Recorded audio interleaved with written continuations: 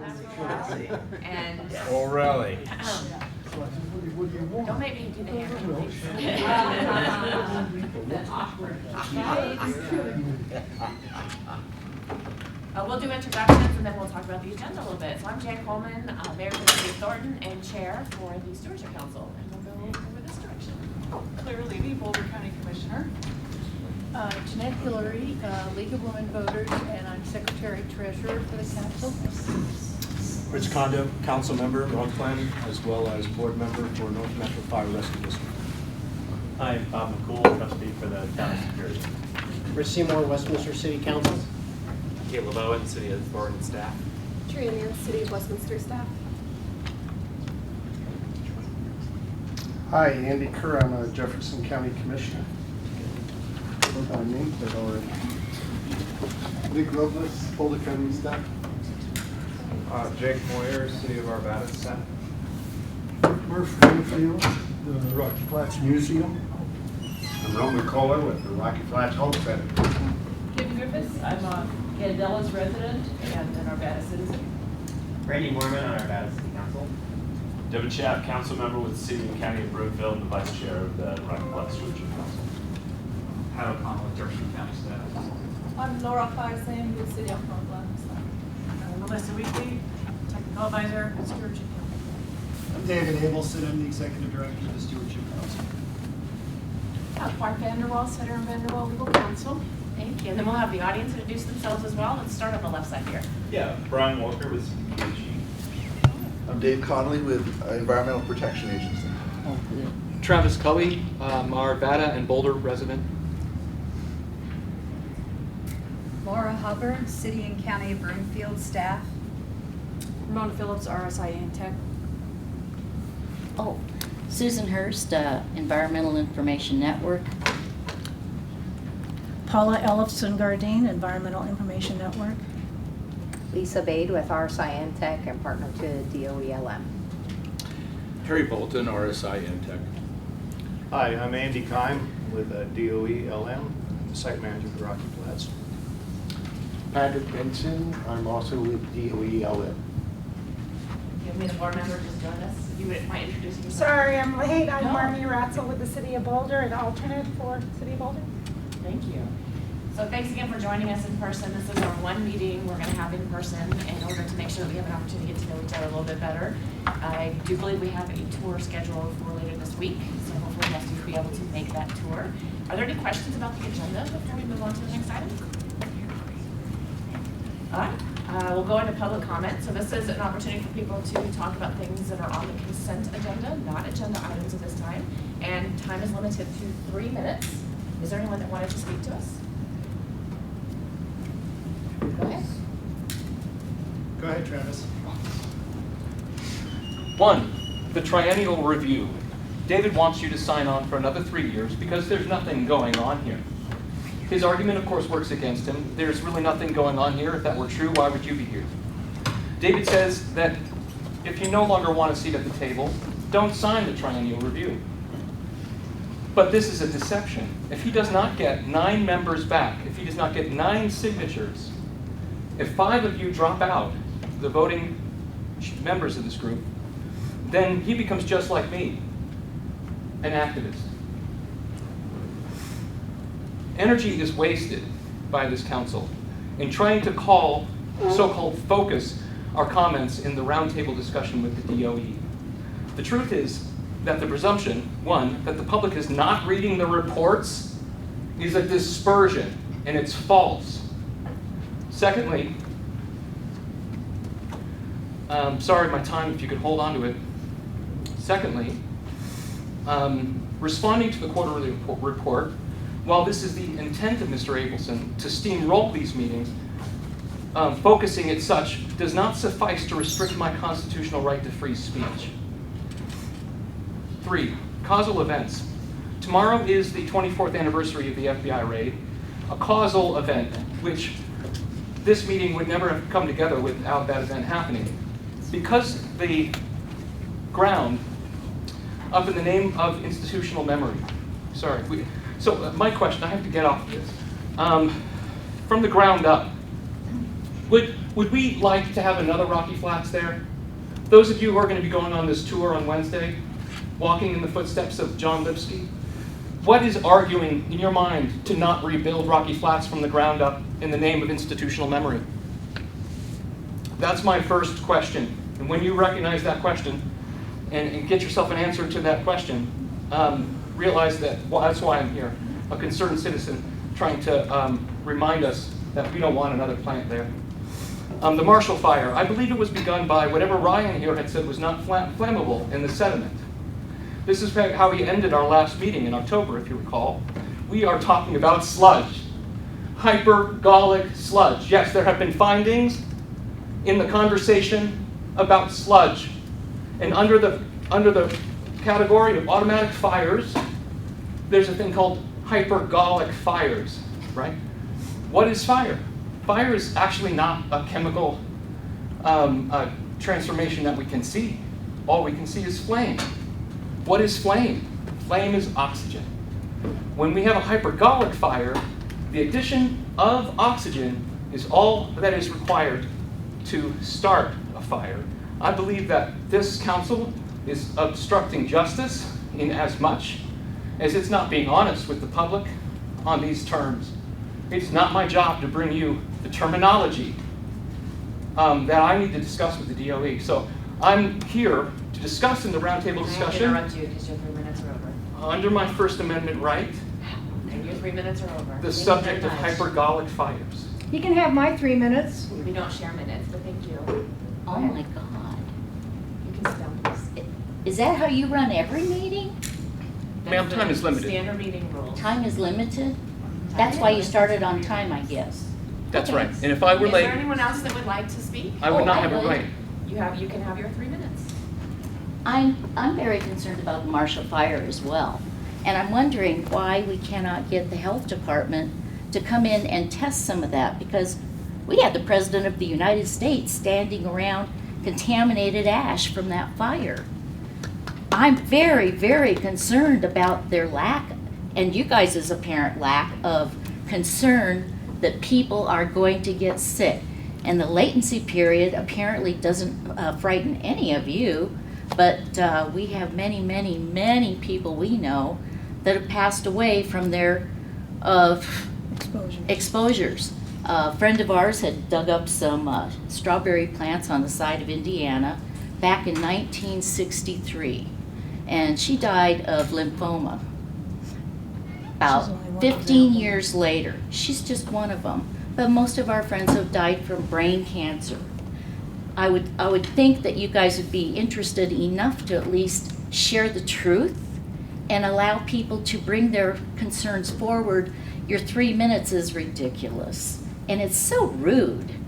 I just can't believe you're running your meeting like this. What are you afraid of? And that's all my comments. Is there anyone else that would like to speak? Go ahead.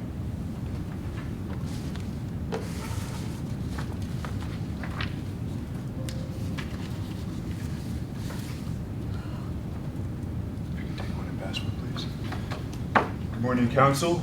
My name is Chris Allred. I live in Longmont. I'm a local stakeholder. I've been studying Rocky Flats for about 8.5 years. I present to you today this letter which has been sent in by 115 people who wish to make public comment and have their comment recorded on the public record. It is demanding public accessibility to these meetings and an end to the conflict of interest for DOE funding of the executive director. We are demanding an accessible meeting time. These meetings are held during regular business hours. It's very difficult for the public to attend. We would prefer a meeting in the evening. The location here is inaccessible. It is almost as though it's by design to be obscured from the public. 115 people sent this letter into the council. That there's no way 115 people could fit in this room. We're demanding meetings be recorded for the public record.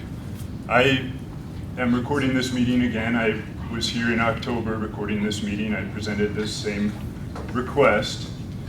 and there has not been action today. In fact, Mr. Abelson outright refused to record this meeting at the executive committee meeting prior to the April meeting, and I think that's extremely inappropriate. And the vast majority of this council's budget goes to benefit one individual. That's Mr. Abelson, the executive director.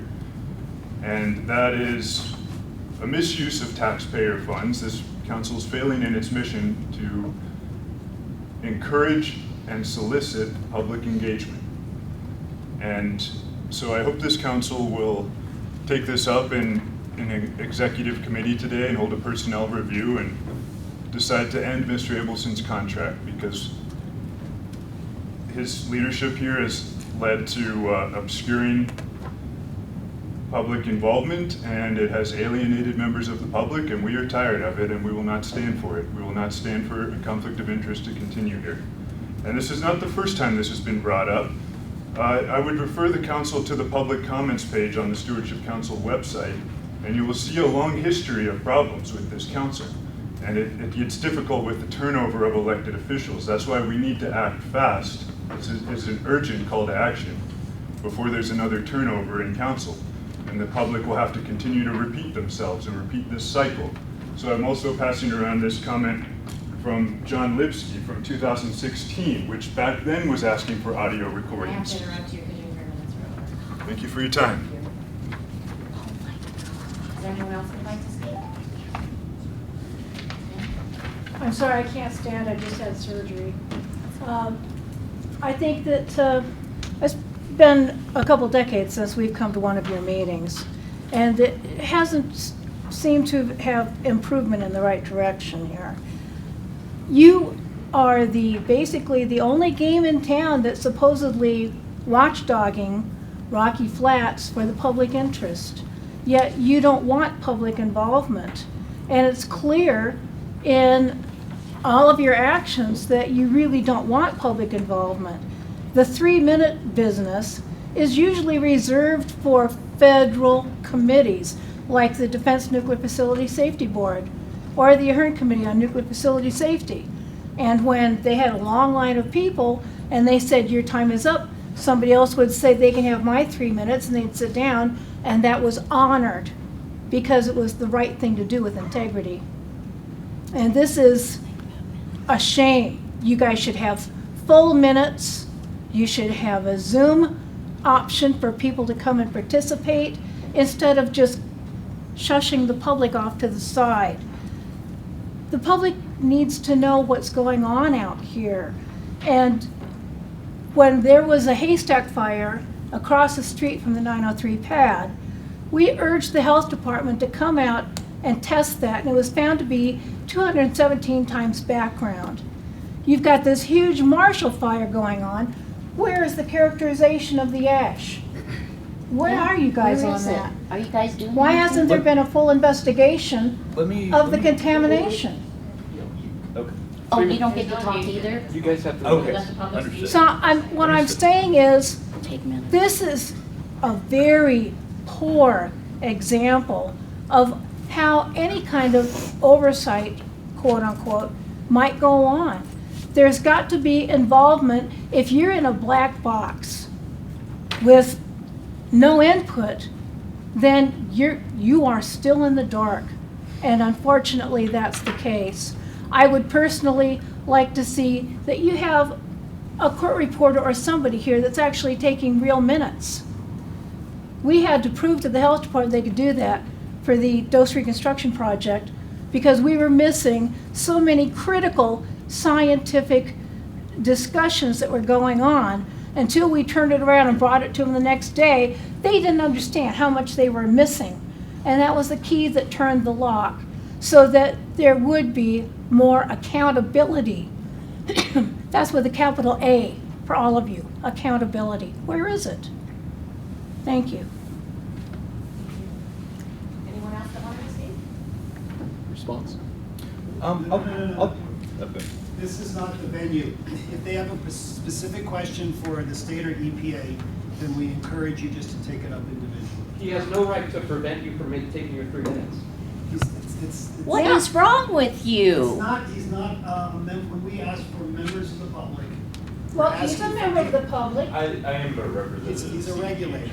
But there's a difference if we want to have. You a also discussion. live This here. is an opportunity for the public to provide their comments. That has been done. There will be opportunity for engagement at a later time. What is your problem with it being in the I'm open? gonna ask that we continue on to the meeting. If there's no one else that wanted to speak in public comment, then we'll move on. You're perfect for this job. Okay, how many of us are from the public? See? So thank you very much for your comments. I very much appreciate it. We'll move Well, on to I'm the sure next you item, don't which is appreciate business it. items. But you will. We have a consent agenda to approve the minutes and the checks. Is there anything we need to bring forward on the minutes or the checks? Any questions on that? Go ahead. On the minutes, and I'm sorry I don't have it in front of me, but there was a comment about elk. There was reference to me, and I did not make that question or comment, so elk. Do you know where it was? Is this the one about elk herd? Yes. Confidence? Speech therapy? Yeah. Okay, we'll just strike that then. Okay. I see it. What page is that on? It's page 3, sort of 2/3 of the way down. Any other concerns about the minutes? Any questions about the checks? Can I get a motion to approve the minutes as amended? I'd make a motion that we accept the minutes as amended and the checks also. Thank you. Second. Thank you. Motion has been made and seconded. Any discussion? All in favor? Yeah. Aye. Any opposed? All right, minutes and checks have passed. We'll move on to the executive director's report. Yep. So a few things. First of all, it's good to see you all in person.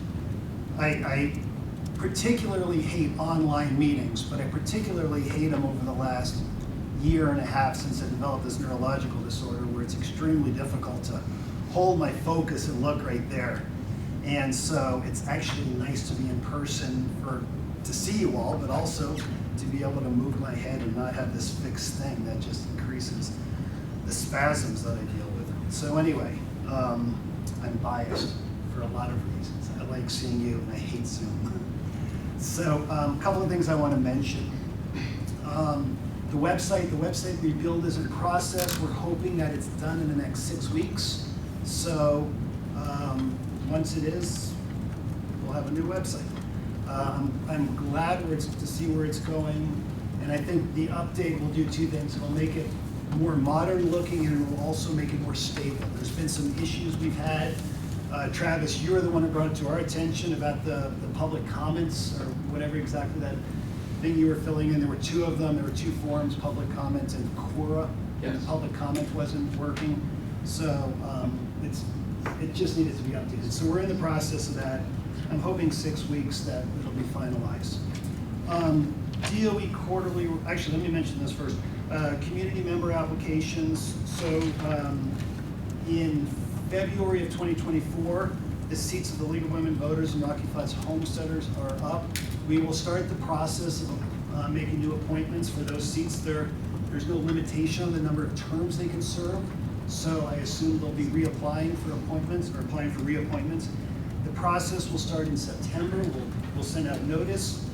Anybody can apply. It'll be open for approximately 30 days, and then you'll do interviews and make appointments at the October meeting. So that'll be a virtual process the way it was 2 years prior. Last year was in person, as you might recall. So that process will start, and that'll be sent out. It'll be information posted on our website. It'll be sent out to the general public. So there will be that opportunity. CDPHE, Brian Walker here is in the corner. So Brian is new to CDPHE. He's took over for Lindsay Merle. Lindsay Merle, as many of you knew, was the lead CDPHE staffer for a number of years. She's took a position with EPA Region 10, which is the states of Wyoming, Oregon, and Idaho. So she's still based here, but she'll be commuting up there. So Brian, welcome. Thank you very much. And we look forward to working with you. I cannot remember if I introduced you, Dave Conley with the EPA. He's been around now for 6, 7, 8, 9 months. but since we're here in Beginning person. of this year. What's that? Beginning of this calendar. Beginning of this calendar year, okay. So Dave is the new lead for the Environmental Protection Agency, so welcome to you both. Okay, two things which have been, that have been mentioned already. The way we're going to switch to the DOE quarterly reports again, I mentioned this in April. What we had done was, a little bit of history, we used to have these sort of intensive 45-minute presentations, and it was hard to really sort of take away, what is it that you really need to know? You got a lot of information, but if you're a counselor or commissioner and say, well, what do I need to tell my fellow counselors or commissioners, it made it difficult sometimes. So we switched to a very high-level presentation, and then we wanted to increase community involvement by having everybody sit around the table. What we realized was that wasn't working, and the questions were not focusing on the quarterly report. They were just whatever people wanted to raise. And what happened as we did that, the board wasn't getting enough information about what is the important thing for the quarter that we need to know. So we're now going to switch it back to sort of the way it was, but not quite. What we're going to do, starting today, it's going to be about a 25-minute presentation from the Department of Energy's contractor. Then we're going to follow with questions from the board, and then questions from the public, and then if there's follow-up from the board. So the public, as they've always had, that opportunity to ask questions, make statements about the quarterly report. And then I know, Devin, you in particular wanted to make sure you had an opportunity to speak following the public. So if someone raised an issue and you said, hey, I got a question about what so-and-so said, you will still have that opportunity. So we'll go presentation, and the board will be able to ask questions during the presentation, board questions, public, board. So that's the way we're going to try it now and see if that works in terms of a format. A little bit experimental, but you know, we're always just trying to find that sweet spot, which is difficult to find. Final thing is the triennial review. I mentioned this to the executive committee when we last met. Every 3 years, the way the intergovernmental agreement is set up is every 3 years, the member governments approve a reauthorization of the intergovernmental agreement. It's in the agreement. It's called a triennial review. And basically what it does is it gives you the opportunity to say, do we want to continue this? Do we want to continue the Stewardship Council? So that we didn't want to create something that just went in perpetuity without having that periodic check-in to make sure that the member governments want to continue. So that will be something we'll provide to you in the fall. Each council and commission will need to approve the triennial review. We're going to ask that you do it no later than sort of second or third week of January. We would prefer it, and some governments do it in this calendar year and they don't put it off till January.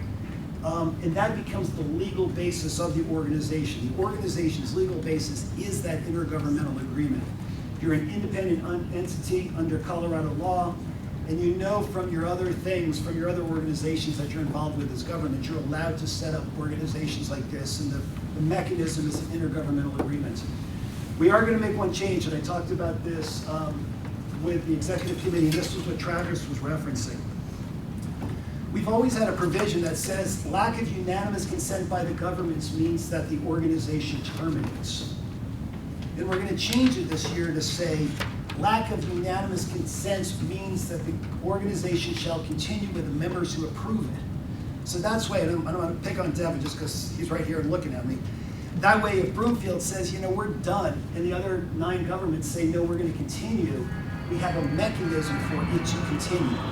So it's sort of a opt-in approach that doesn't in any way bind the other governments in a way that at some level you're sort of bound as a group right now. And so if you go back and look at the history of this organization, initially Thornton and North Glen had a rotating, Thornton wasn't involved. North Glen and Golden had a rotating seat. And then they eventually became full members, and when they became full members, that's when Thornton joined. So initially, the Stewardship Council was not 10 governments. It was 9 seats, but one of those was rotating. And so, so it changed. And so we're going back to that roots to say if there is a need to change it, if there is some government that says we're good, that the organization can continue in much the same way that North Glen and Golden said we want full membership and Thornton said we want in as well. So in line with the organization's history. So that'll happen in the fall. Barb will develop the resolution. That way everybody will pass the same thing. It's very simple. Usually there's one local government attorney that says, well, I want to do it this way. And so that takes a little bit of time.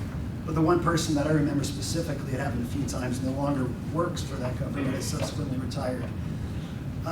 So anyway, that's the triennial review. So let me pause there and see if there's any questions before we move on. From the board. Is it going to have a minimum number of governments you'll need? Like, is there some sort of provision for that? I don't know. You know, I think if we really ended up, let's just say there's 10 governments and 6 said we're done. I think it would be really interesting if the other 4 said we want to continue. I think at that point you're really looking at a fundamentally different organization, and those governments would form their own thing, whether or not it would be a legal organization or whether or not it would be just a working group of those governments. I think there would be a lot of flexibility in there. I don't anticipate any governments are going to say we're out, right? Because the cost to you guys is 0. You come together, 5 times a year, and you get to understand what's going on in a short, concise way, and then you get the information that you need to know and that your constituents are concerned about. So you get that as well. And so it's sort of a committee in some ways of all of your governments. It's unusual in that way, and that's the value added. Sorry, I have one more question. Formerly, we used to, like, all the governments would contribute, I think it was $1,000 a year. That's no longer a thing, or has it been since 2020? We're not doing that anymore at all? We will reinstate it if we think there is a need. Okay. The original intent there was that if we lost Department of Energy funding, we could have good reserves to have a nice long glide path to be able to figure out what we do next and close the organization as necessary. That was the intent of the local government contributions. We knew they would end at some point. We didn't know when. It became clear when tax receipts dropped during COVID that that was the time. So at this point, no, we're not going to reinstate that. Okay, thank you. Other questions from the board?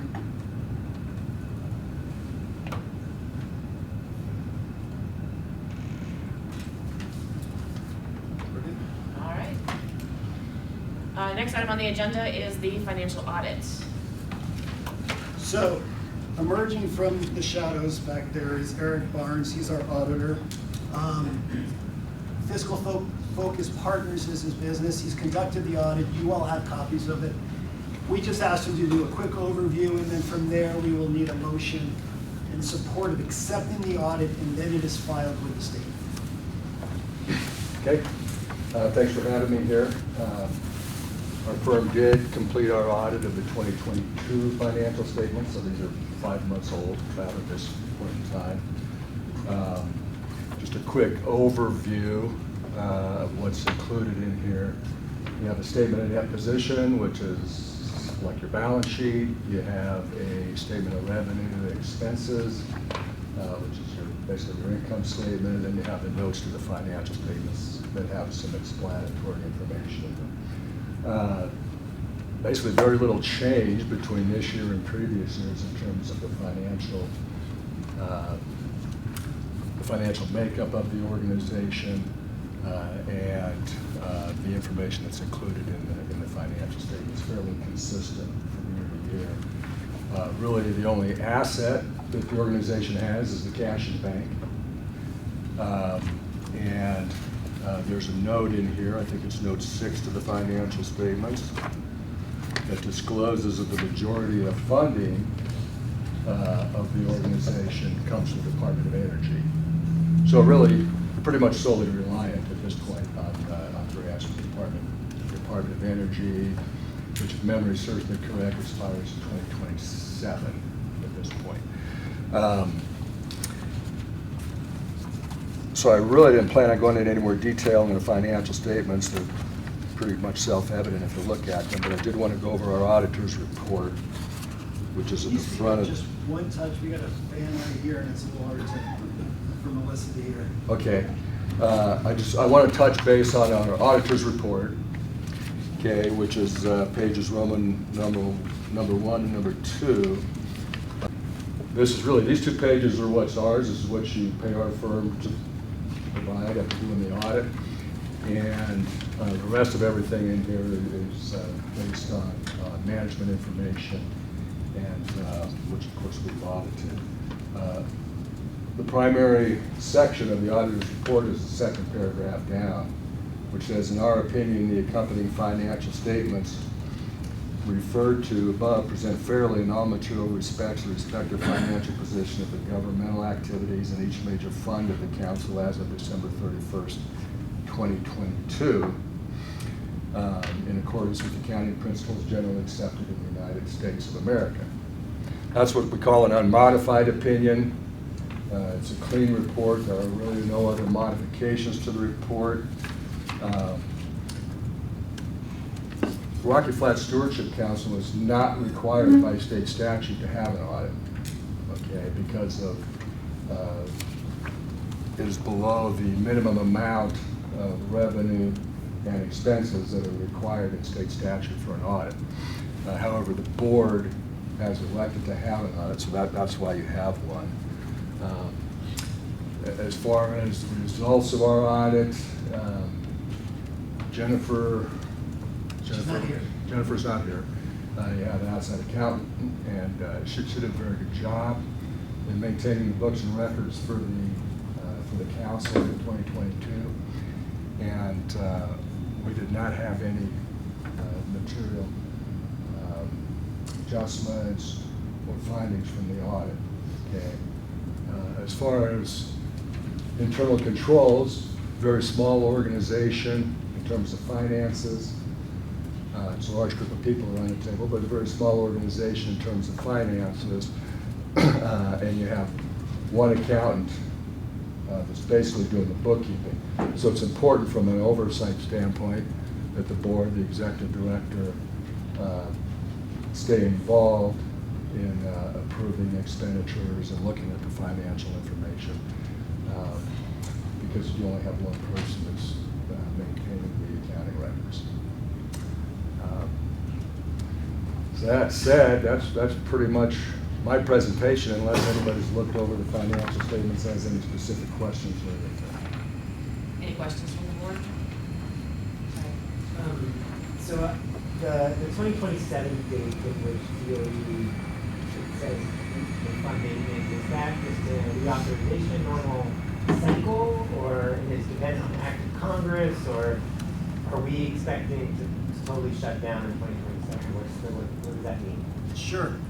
What it means is that we have a 5-year grant from the Department of Energy with annual funding. So come 2027, if the organization is still steamrolling ahead, we will apply for another 5-year grant. What it is just a very standard sort of federal, at least in the little world I know of the Department of Energy, it's a fairly standard approach that you have a grant, some are called cooperative agreements, and then you look at funding on an annual basis. Funding is March 1st through February 20, whatever the last day of February is. Other questions from the board? All right, can I get a motion to accept the Stewardship Council 2022 financial audit? Motion to accept the financial report. And a second? Second. Thank you. Made and seconded. Any discussion? All in favor, please say aye. Aye. Aye. Any opposed, please say nay. All right, we have accepted the audit. Thank you very much. Next item is the DOE annual meeting.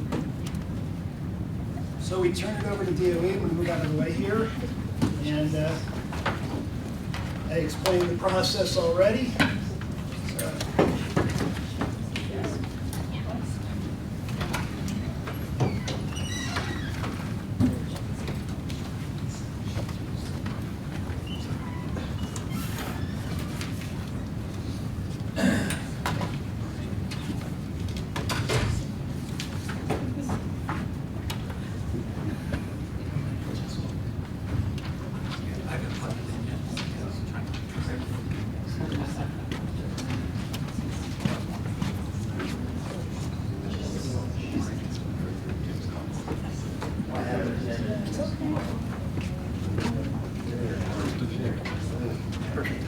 Following your agenda.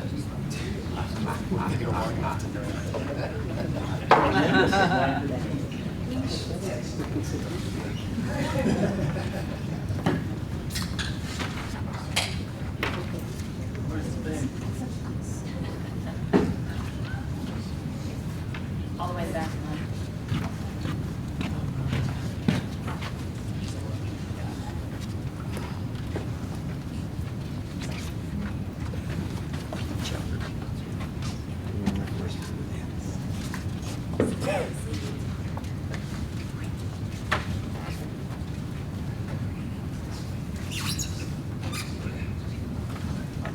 Good morning, everybody. My name is George Squibb. I'm the surface water lead at the Rocky Flat site. I work for the LMS Legacy Management Support Subcontractor for DOE, which is RSI NTEC. And we're here today to give you a quick summary of the annual report. I encourage everyone to go actually read it. You spend a lot of time writing it. It's big and thick. It's out on the website. It'll take forever for you to download it, but once you have it, then you can read it. So it's got some good information. And they go back years and years and years.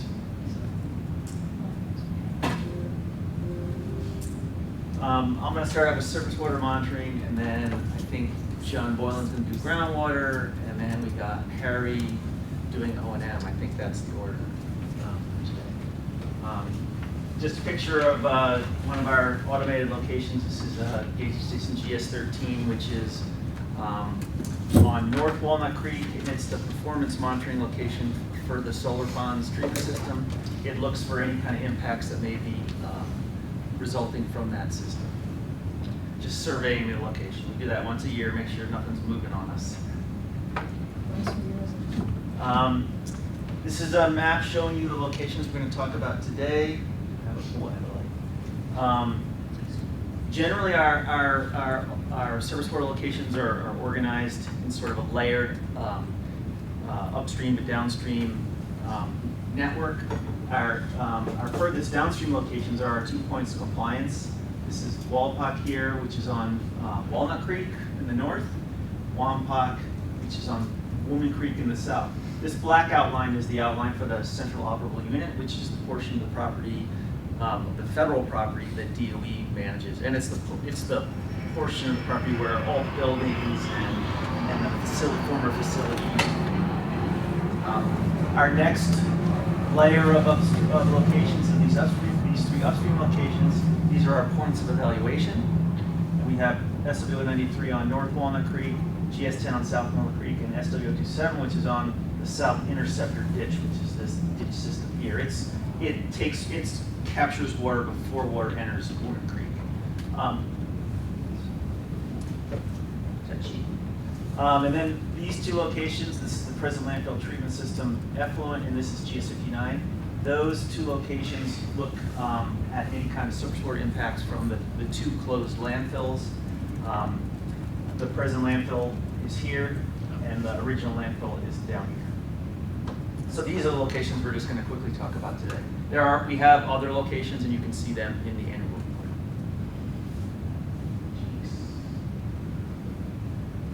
report. Okay, so during 2022, at the performance monitoring location for the original landfill, that's GS59 in Woman Creek, we did see arsenic over the standard a couple of times. What that does is that makes us increase our sampling frequency from quarterly to monthly, so that we can look to see if the trend continues, if it's recurring. It gives us a little bit more data to look at the amplitude, how high the concentrations might be getting, and whether or not we should look at it any further. In both cases, the subsequent higher frequency sampling showed concentrations below the standard, and per the data evaluation protocols that are in the RFMA, we reverted back to the quarterly sampling regime. And for all other analytes, concentrations were below the standards for the entire calendar year.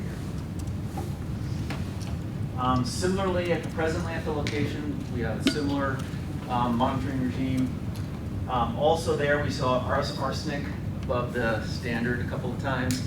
And as with the OLF, the subsequent increased frequency sampling showed lower concentrations, and we reverted to the quarterly sampling.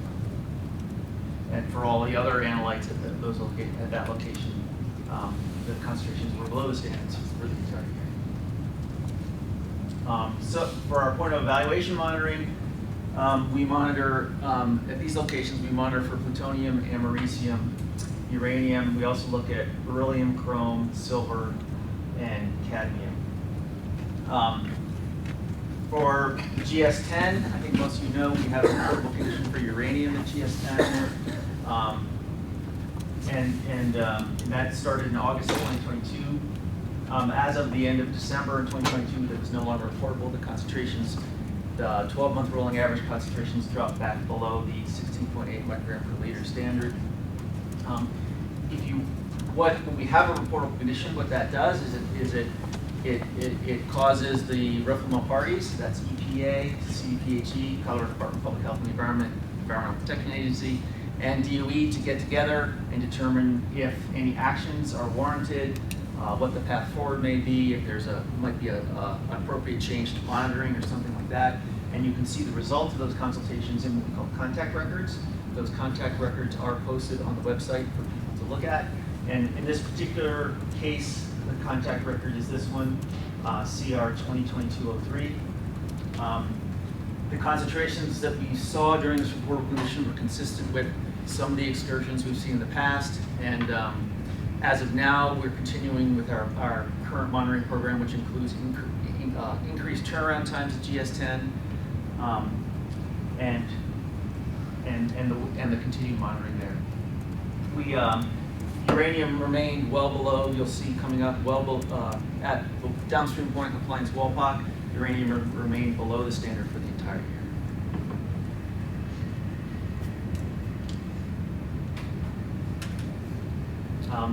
At one of our other points of evaluation, SW027, which is on the downstream end of the south interceptor ditch, and it receives water that flows from the former 903 pad and lip area that was remediated during closure.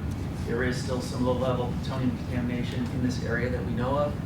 And at this location, we did exceed the 0.15 picocurie per liter standard for plutonium at SW027 again on the 12-month rolling average. With that reportable condition, there was also a consultation between the referendum parties. The results of that can be seen. This thing is really true. In contact record 2072-04. And this particular reportable condition actually was a result of what happened, samples collected in 2021. As we've talked about before, it's a 12-month window that moves each month. We gain a month and we lose a month of data. And so in 2022, there were no samples collected. However, as we moved into 2022, we lost some lower concentration samples from 2021 in the averaging window and ended up with fewer higher concentration samples, which caused sort of almost like an echo, if you will. So basically, the reportable condition in 2022 was a result of data collected in 2021. So the actions that the parties determined were appropriate in 2021 with enhanced erosion controls and vegetation monitoring and things like that in the 903 pad and lip area were continued, and so the 2022 contact record references the 2021 contact record and the actions that are ongoing or have been completed for that area. And at the downstream point of compliance, WAMPOC plutonium remained below the standard for the entire year. So as I had mentioned, at the points of compliance, all analyte concentrations, 12-month rolling averages, and the 30-day averages were below the standard for the entire calendar year. This is a picture of what we dealt with this last winter. It seemed to go on forever and ever. Out there a lot, clearing a lot of ice, doing the best we can. Let's see, I think that's the last picture. Any questions? Are we doing questions? We're doing questions from the board. Once we do the whole presentation, we'll do additional questions from the board, then the public. Okay, so in between. You can do questions from the board now. Sure, great. Hi, Rich Condo. I'm fairly new to this board, but I'm kind of wondering, when you do this rolling 12-month average, is that to kind of make sure that, are you accounting for any anomalies in a single data point? Reading? So help me understand that a little bit Two more. reasons. Well, one is primarily these constituents have a chronic impact to people. So a single result isn't necessarily indicative of a risk as much as a chronic exposure is indicative of a risk. Also, our constituents, they vary seasonally. So because of the weather, I mean, a lot of the transport of the constituents we have at the site are move with changes in precipitation patterns and weather. So for instance, plutonium, which exists in the environment stuck to soil particles, it wants to move when there's rains that move soil particles. Whereas uranium, which is predominantly at the site is natural uranium, not associated with past plant operations, but we do have anthropogenic uranium too that came from. And so uranium wants to be dissolved, and it wants to generally move in groundwater. So during low flow periods, that's when we see uranium in the water, whereas the runoff would tend to dilute that uranium. So by doing our 12-month rolling averages, we capture that seasonal variability. Can I ask about americium, because it seems like that's another nuclide of concern? Sure. So americium is kind of like a daughter product from when plutonium decays, it becomes americium. So we have americium at site because we were processing a lot of plutonium to make weapons, and so there's a lot of chemistry to get the americium out of that product. Otherwise, the bombs don't work, I guess. Yeah. Is that hydrophilic as well? So it responds just like plutonium. In fact, we track them together. Okay. Yep. Generally at the site, we see them in, well, it depends. Like at the 903 pad and lip area, where drums were stored that had more weapons grade plutonium in them, we see the ratio of about 5 plutoniums to 1 americium. But other places in the site where there was some americium that came from the extraction processes, we see closer to a 2-to-1 plutonium to americium, or a 3-to-1. And that ratio actually can tell us about source terms and things like that. So that's something else we look at. So the fact And the that, standard is the same for both, 0.15. So the fact that plutonium and americium tend to like to clump onto soil, does that kind of give you an advantage in managing those nuclides, because they're maybe perhaps less likely to go airborne? I don't know. Well, I mean, the mechanisms that would move those particles in water are the same that would move them in wind. I mean, it's just a different fluid. So the mechanisms to make sure they don't move are the same. However, most of the source terms were removed during closure. So the actinide migration evaluation, which was another document that you can get off the website. During closure, we had a group of scientists from all over the world. They looked at all the transport mechanisms for plutonium and determined that helped us determine soil action levels and what levels of contamination need to be removed, what could be the level that would be left behind, the low level residual, and then the best ways to do that remediation. So most of the source terms have been removed, but we do have still some low level contamination, and that's why we do the long-term monitoring, to make sure that that isn't moving at an unexpected rate that might result in a risk that's not acceptable. So to explain to my fellow council members and residents, the fact that you're taking a 12-month window is to account for the actions of climate. And just normal environmental variability. Normal environmental variability, so that it's a way to sort of smooth out things, frankly. Highs and lows. And the levels that we measure at are actually similar to the error that the laboratories can return. So some of the variability we see in the numbers is due to lab error, just because the levels are actually quite low. Gotcha. Thank you. So I think you answered my first question, which was about the blips that we're seeing in like arsenic and uranium. So like it could very well be weather related, correct? lab related, so a lot of things cause this variability. So And- it's normal. Okay, and then what, and I'm sorry, I'm also fairly new, so I'm sure. Well, I hope you're all coming on the tour. Yes. What triggers mitigation action? So, like I said before, we have a reportable condition, the DOE, EPA, and CDPHE get together, and we look at the effects at the downstream point of compliance. We look at past data to know if the current situation is very different. We look at the amplitude, how high it actually did get. Is it much higher than we've ever seen? Are there any other correlations we can determine to help us wrap our mind around, okay, what's happening? But fundamentally, we're trying to determine whether or not the risk has changed somewhere, whether or not there's an increased chance the risk has changed because the remedy isn't working as we thought. But isn't it true the remedy is continually mitigating risk? I'm not sure I understand. Well, isn't the remedy there to contain risk? The remedy was implemented to create a risk that's below certain risk levels. Thank you. I guess is sort of how CERCLA works in a way. Yeah. And then you cited for the plutonium on the last, the SW027 site, that there were actions, there are Yes. mitigating actions. Can you review what those are specifically? So generally, as we talked about how plutonium racing one group of soil particles, it's those actions are targeted at limiting the movement of soil. So that former hillside area, we spent a lot of time doing vegetation monitoring to make sure that the vegetation is healthy.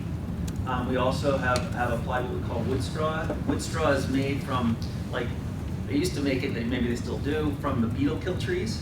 So it's they chip the trees up into look like, you know, big giant toothpicks like this big, and we put that on the ground, which it doesn't wash away because they get kind of interlocked. That helps provide a few things. It reduces impact from hail and rain. It helps the soil stay in place. It holds in soil moisture because it provides shade. It helps seeds germinate. It provides organic material for vegetation and things like that. I mean, you can't make the soil zero, otherwise we wouldn't have the Rocky Mountains and, you know, the Mississippi Gulf, and I mean, it's just what it is it's the rate, so that, you know, someday Rocky Flats will be all washed away, you know, in several million years. It's the rate at which the transport's happening so that the risk stays within the acceptable levels. George, is arsenic naturally occurring, or was that a byproduct of manufacturing? You know, well, I'm not really, I think maybe John, you can help here, but it does exist naturally in our materials. Yeah, that's what I but I thought. do believe there probably is some site component there too, I would think. I'm not sure about site Yeah. uses, but yeah, it's natural in like the geology. Yeah. But arsenic's very naturally occurring. Right, Yes. that's my question. I thought I called that from prior meetings, but I wasn't. Yeah. I'm not, yeah. I would think most what we see is naturally occurring. Can you give us what's the typical turnaround time from you send in the sample till you get the analysis back? So it depends on location. So for our points of compliance and GS10, we request a 2-week turnaround time. Part of that's driven by the fact that they take like a plutonium sample and they put it in a machine that counts the disintegration sort of. And when the levels are really low, it takes a long time, just time to count those to get the error into the range that we find acceptable. Generally, we try to look for errors that are sort of like 1/10 of our standard. So it takes a little time. At our other locations, we request 28-day turnaround. That's just the standard. The 14-day costs more. 28-day is our normal turnaround. Some things like nitrate that have shorter hold times, they come back sooner anyway because the lab can't wait very long because they have to analyze it because it decays in the bottle or it can change. So sometimes those things will get, some constituents get analyzed quicker, even though we may request a 28-day term. Great question for you. So the surface water versus groundwater, is there one that is more concerning than the other, just in terms of exposure to people? So the standards are set based on just exactly that. So the standards look at exposure scenarios and how people respond to concentrations, and so the standards, which can change or we can have new standards like for things like PFAS, when that comes along, right? So that's basically how that is captured. So we don't really aren't more concerned about one or the other. We treat them all the same based on what our data evaluation protocols are and what the standards are. And then my second question is, so when you talked about that there's a potential for lab error within that data, is that something when CDPH, EPA, and DOE get together, is that something you rule out? Is that lab error, or is that just an So lab error is always there. You get a number and it's good to within a certain range. It's like, when you pump gas in your car, how much are you really getting? Well, somebody's certifying that the pump gives you within a certain range. But we do look at whether or not we validate our data. In other words, when it comes back from the laboratory, we have a separate group that looks at all of that, because the labs they do blanks and they do duplicates and they do all this stuff, and then we have a validation group that looks at all those numbers to make sure that the lab operated within their protocols and all that sort of thing. We have a program where we certify those labs periodically. We visit them. They're also certified by the EPA. So there are many layers of review and quality control to make sure that the data at the end are things that we get. And so, for instance, when we have a reportable condition, before we notify all you guys, one of the first things we do is validate the results to make sure that we're not crying wolf, so to speak, or whatever, right? So we're looking at the validation of all of our data all the time.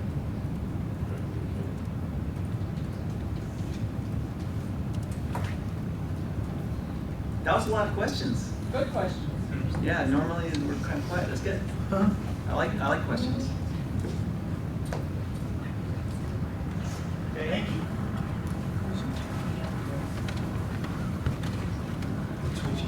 You can't feel the button. You can't feel the button. You're not very raised.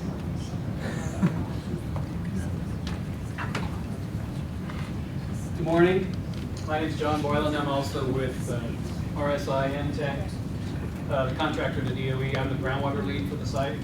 And I gotta echo David, it's great to do this in person again. It's been way too long staring at a screen and a whole bunch of little boxes. So thanks for showing up. I'll try and work this, but I've been told that it doesn't work very well.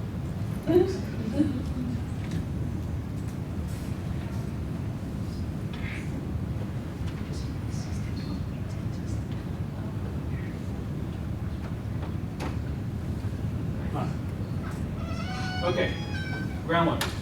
So what you're looking at is this. Wow. Okay, so sorry about that. That's one of our monitoring wells right there. And this, sorry.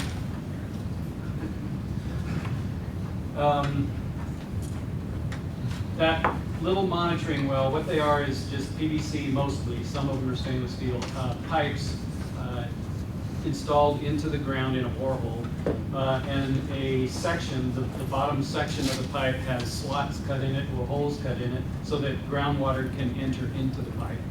And the portion of the borehole above that screen section is then filled with like clay so that the water that you're sampling is actually from the ground. It's not surface water that has trickled down through the borehole. So we have 88 of these in our RIFLAMA monitoring program, and they're all on different monitoring schedules, and I'll tell you a little bit about that as I go through this, or try to. If you look closely, you'll see the herd of elk observing back in the background there. And we've got a lot of elk, and hopefully they'll show up on Wednesday for those of you who do show up, and I hope that'll be everybody. Okay, so every other year. Here's a map of them. And in 2022, we actually sampled all of them. The evaluation wells, they're located in source areas. That would be nearest areas of contamination that are causing the pollution to the groundwater that we then monitor in our samples. And those are in the kind of purplish color. Those are our evaluation wells monitored every other year. The blue diamonds, those are called sentinel wells, and they monitor flow paths to surface water. They also monitor down gradient of treatment systems. And then the RCRA wells, the ones that are monitored quarterly, are the boxes that are yellow. And the most important ones from a regulatory perspective, as well as a advanced warning perspective, are called area of concern, or AOC wells, and those are the kind of orange plus signs. Those are located at essentially down gradient of a plume or group of plumes right before that groundwater would discharge to the surface water. And so that's why you'll see them along the streams where they're monitoring what would be discharging to surface water. And the important point to that is that the hydrogeological regime at Rocky Flats is such that the groundwater flows within the superficial materials because it's coarser grained, and that coarser grained material is sitting on a like multi-hundred foot thick bed of clay that resists any downward migration. So what that does is it makes the groundwater move laterally, and as it nears a drainage, it peels off down the slope basically and discharges to the surface water. So the contaminated and uncontaminated groundwater within this former industrial area discharges to the streams before they exit the central operable unit. I neglected to mention that's what that black line is. That's the outline of the central operable unit, the DOE retained property. So moving on. As I mentioned, all the wells were scheduled for sampling. Results were generally what we've seen in the past year, 20 years or so. Per the RIFLMA protocols, we do a number of statistical evaluations of the data. In particular, at the OLF and PLF wells, those RCRA wells that are monitored quarterly. And the results were essentially what we've seen in prior years. We also do statistics at our sentinel wells to look at trends and that sort of thing. As far as the groundwater treatment systems, as you know, we have 4 areas where groundwater is collected, and those 4 collection systems feed 3 treatment systems, and all of those continue to remove contaminants. The total volume collected and treated in 2022 was dramatically less than what we've had in prior years. And that was fairly interesting because the measured precipitation in 22 was close to average. It was a factor of when the rain fell was basically when the plants were starving for water. So the plants sucked up all the water, and that water wasn't allowed to infiltrate and recharge the groundwater. And that meant that our groundwater treatment systems didn't get as much groundwater. But at the East Trenches Pollutant Treatment System, which is designed to treat volatile organic compounds, basically chlorinated solvents, that met all the treatment objectives for both the mound and the East Trenches source areas, those plumes. And at the Solar Pond Plume Treatment System, we met the nitrate treatment objectives. We removed about a third or so of the uranium. That uranium treatment is an area of focus right now. We have completed some pilot scale testing that you've heard talk of, and it's in our prior reports. And that is moving forward with a design effort to design a full-size uranium treatment component for that system.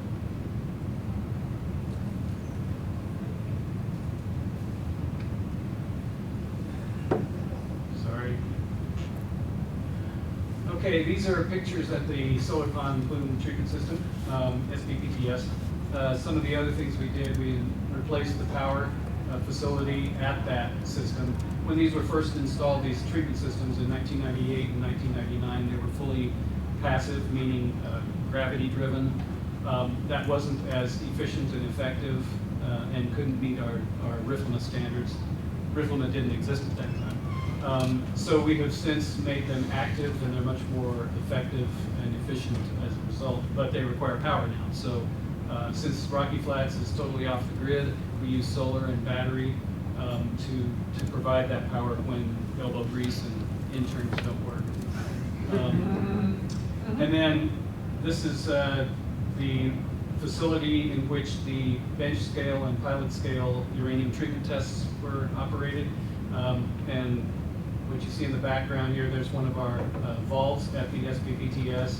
And there's the nitrate treatment component. You can't really see it's a big concrete structure that goes deep into the ground. And then it's encircled within a chain link fence.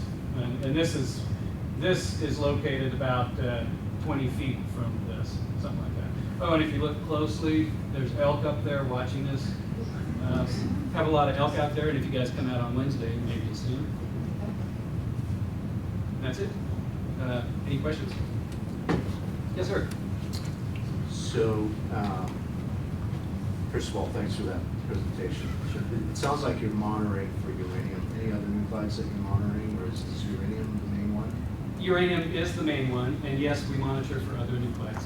We have 5 wells that we monitor for plutonium and americium. They're both down gradient of the former plutonium part, building 771, 774. Down gradient of that facility, there are 3 monitoring wells, and down gradient of 371, 374, there are 2 wells that we monitor for plutonium and americium. The results have, without exception, without exception, they've been lab qualified as non-detected. Below detected. Or when you say non-detected? Non-detected meaning the lab says it's below their reporting threshold of limit. their equipment to detect anything. There's a twist to this, because it's as George mentioned, they're counting decays, right? So they will get a number. So what they do is they get a number from their laboratory blank, and then they put our sample in, and they get a number from that. If our number is so they'll get a number, and they will report that number. But if it's not substantially above, and I don't remember what the percentage above the lab blank is, they will qualify it as non-detect. A lot of times, the number is actually below the laboratory blank, so we'll get a negative number, which of course is not negative radioactivity. And that's unlike our other constituents, like the VOCs that we analyze. They're not counting that. It's either there or it's not there. But as George was mentioning, there is uncertainty, laboratory uncertainty in all of these results. And so, that's taken into account too through the validation process. And the PUAM doesn't move in the groundwater? Yeah, plutonium and americium, as George mentioned, it sticks to the soils. Yes. Soil particles, so it's not moving through our groundwater at Rocky Flats. If we were in a karst terrain, like Carlsbad Caverns or some of these where, the groundwater flow channels are room-sized, then certainly it could move, but that's not the case at Rocky Flats. Thank you. Sure. Yes? So did I understand correctly that a new uranium treatment project is underway and will be operational soon? Is that, did I understand correctly? Well, yes, the word new may not apply, Okay. but yes, there will be a full-scale uranium treatment component. We are anticipating it being online in 2024. It's going through design now. And the pilots, it's a long time coming. If you read our annual reports, you'll see that we did year after year after year of in-house testing, a number of different media and approaches to treating uranium. Many of them were successful, but not really implementable at scale. So in this effort, it's going back to more of a basic approach that would be done in a municipal setting, and that's by adding a chemical alum to basically it forms a chemical precipitate, and uranium joins in that, and it precipitates out, and so that's how we'll be treating it. Assuming this goes forward, and there's no reason to do it. Right. said that currently we're only removing a third of the uranium in the groundwater. Roughly, and it varies. Sometimes it's more, sometimes it's less. The uranium influent averages about 65 parts per billion. And our standard is 16.8, drinking water is 30. Drinking water is not our standard is 16.8. So our uranium treatment component will be designed to meet the 16.8 microgram per liter standard. But we're currently not meeting it. That is correct. There have been several contact records on this. I can't tell you their numbers, but it's been a long, continuing project to get this resolved. Yes, sir. I just wanted to build on your question and make sure I heard you correctly. So in drinking water standards, the concentration of uranium, acceptable concentration of uranium is 30 parts per billion. That's correct. And the goal through legacy management is to get that to 16.8. The Rocky Flats site-specific standard is 16.8. Okay. Right. And I think you said you haven't quite reached 16.8, but you are at least below 30 parts per billion. No, I said we removed about, the average in that year was about 30% was removed. Okay. So, and I don't remember what the average influent, but call it was 65, so we weren't down to 30. Okay, 65 parts per billion. Something on that order. There's, as George encouraged you, read the report. There's a ton of data. There's a lot of charts and a lot of words too. It's fat. It's great, if you're getting tired or if you want to learn more about record. Well, I'd love to, except I have so many other issues. Yeah. Maybe I'll do that while I'm binge watching a movie. I do have one question. I don't know if I can ask this now, but I had a lot of experience working in the nuclear program. And when you're dealing with cobalt-60 as a radioactive material, and if you had a fire in radioactive material containing cobalt-60, there would be a thumb rule to figure out exactly how much of that would go airborne. Do you or does DOE have a thumb rule for figuring out how much goes airborne if there was, say, a fire in material that contained uranium or plutonium? Boy, Andy, I guess that one's to you. First of all, the concentrations we have are not such that you have like a highly radioactive source material. But as far as a thumb rule, I don't know. Okay. Thought I'd ask. I mean, I'm trying to relate what I know in my personal life experience to what I'm trying to understand here. Remember that when it comes to plutonium and Rocky Flats, we're talking, it's measured in picocuries. Picocuries is 1 trillion? 1 trillionth of a curie, is that right? No, it's less than that, I think. 1 millionth of a curie? I mean, it's a small fraction of a curie. So we're talking about extremely low levels. And throughout the refuge, except for one anomaly, you're really looking at below 10. In most cases, you're looking at about 1.5, and sometimes below 1. So it's really small numbers. Now there are some higher concentrations down in the foundations, affixed to the foundations, 30 to 60 feet below.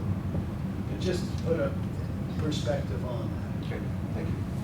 And one of the things, your question, there's the other standard, which is 100 times lower than the federal standards for plutonium. The site-specific standard for Rocky Flats for drinking water for plutonium is 0.15 picocuries per liter. It's based off of the federal standard, which is for alpha radiation, which is 15. So you might find, as some governments periodically find, they have alpha radiation, and it might be in the figure of 1.5. We're talking about 0.15, so 100 times less than the federal standard. Thank you. Yes. So I'm going to show my complete ignorance about all of this. In a past life, I had nothing to do with nuclear. Did you say how deep the borehole is for this groundwater? No, I didn't, but they vary. It depends on where the groundwater is. But roughly. Yeah, The average is about 30 to 35 feet for the 88 wells. What I'm trying to understand, the treatment process that you described, does that get dispersed? Like, you have to have a point of access, right, to apply the treatment? And does that then get dispersed through by these monitoring wells into the groundwater? No, the monitoring wells are not for treatment, they're just for monitoring. That's to basically take a pulse on all these different areas. And prior to site closure, we had over 1,500 wells. And they were monitored for years, in many cases decades, to determine what the water quality was like. And based on those, and actually meetings with several of the people in this room, we narrowed it down to the post-closure network based on what we knew, where the contamination was, what the contamination was, what the levels were, how deep the groundwater was, all that kind of stuff, to refine the post-closure network. So those monitoring wells, we're not injecting anything into them, we're only pulling samples out. The treatment systems are collecting the groundwater where it would otherwise discharge to the surface water. And that collected groundwater then goes through some treatment process. At the solar plunge plume treatment system, it's a big, as you'll see, it's a big box with some standing water in the bottom, and we feed a carbon source to the water because there's bacteria that basically consume the nitrate. And then in a second component, there will be a uranium treatment. As it is, the nitrate treatment does remove some uranium, but as you've seen, it's not enough. Then with respect to the VOCs, that's in a different area, but the groundwater would discharge to the creek, and instead it's collected and it's routed through a powered air stripper, which shoots air through the water. And VOCs being volatile, they will preferentially move to the air phase out of the liquid. And so then the water is clean, and we discharge the water in both cases to the subsurface. So the water is being treated as it no longer is groundwater and yes, and right. enters the Because it would otherwise discharge to the creek and impact the surface water quality. Yeah.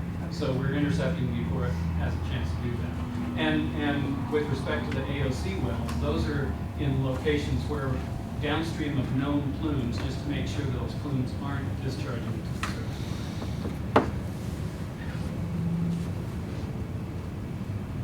Anybody else? John, would you Yes. remind the board what is the level of naturally occurring uranium? Yeah, that's a great question. It varies. Everything, George mentioned natural variability, and we have extreme levels of natural variability, especially with uranium. Right by the solar pond plume source area, which does have 100% anthropogenic, meaning man-affected uranium. Concentrations, the anthropogenic concentrations can be like 1,000 to 2,000 parts per billion. That's the anthropogenic. By the time it gets to our treatment system, it's much lower than that. The natural, which we know that it's natural because we've had it analyzed by national labs that look at the isotopic makeup and can assess whether it's an anthropogenic uranium or a natural uranium. We have one well that has given us concentrations up to 900 micrograms per liter of natural uranium. Most of them are in the range of, say, 1 to 200, something like that, natural. And there are many that are not all natural and not all anthropogenic. There are some mixed. Yes. So as we see precipitation, especially, like what, the last 40 days and 40 nights, as that rain increases and the precipitation increases, do we tend to see higher results? Do we see more movement of these elements and debris and things like that? Yeah, and then, yes, the answer, well, yes and no. Some things don't move. And what I'm referring to is the contaminants. So there will be dilution of some contaminants, and there will be flushing of other contaminants. And I'm speaking only of groundwater. The surface water regime is a little bit different, but so there are a few constituents where you can see a nice, clean, seasonal pattern in concentrations, and then a precipitation like this might interject a different kind of a pattern for some short period of time. There is natural variability. There's the climatic variability, the seasonal variability, all the variabilities added on top of each other. And sometimes it's hard to parse that out, but you do see those seasonal patterns. And so with this annual report is for 2022, which was a probably average precipitation year.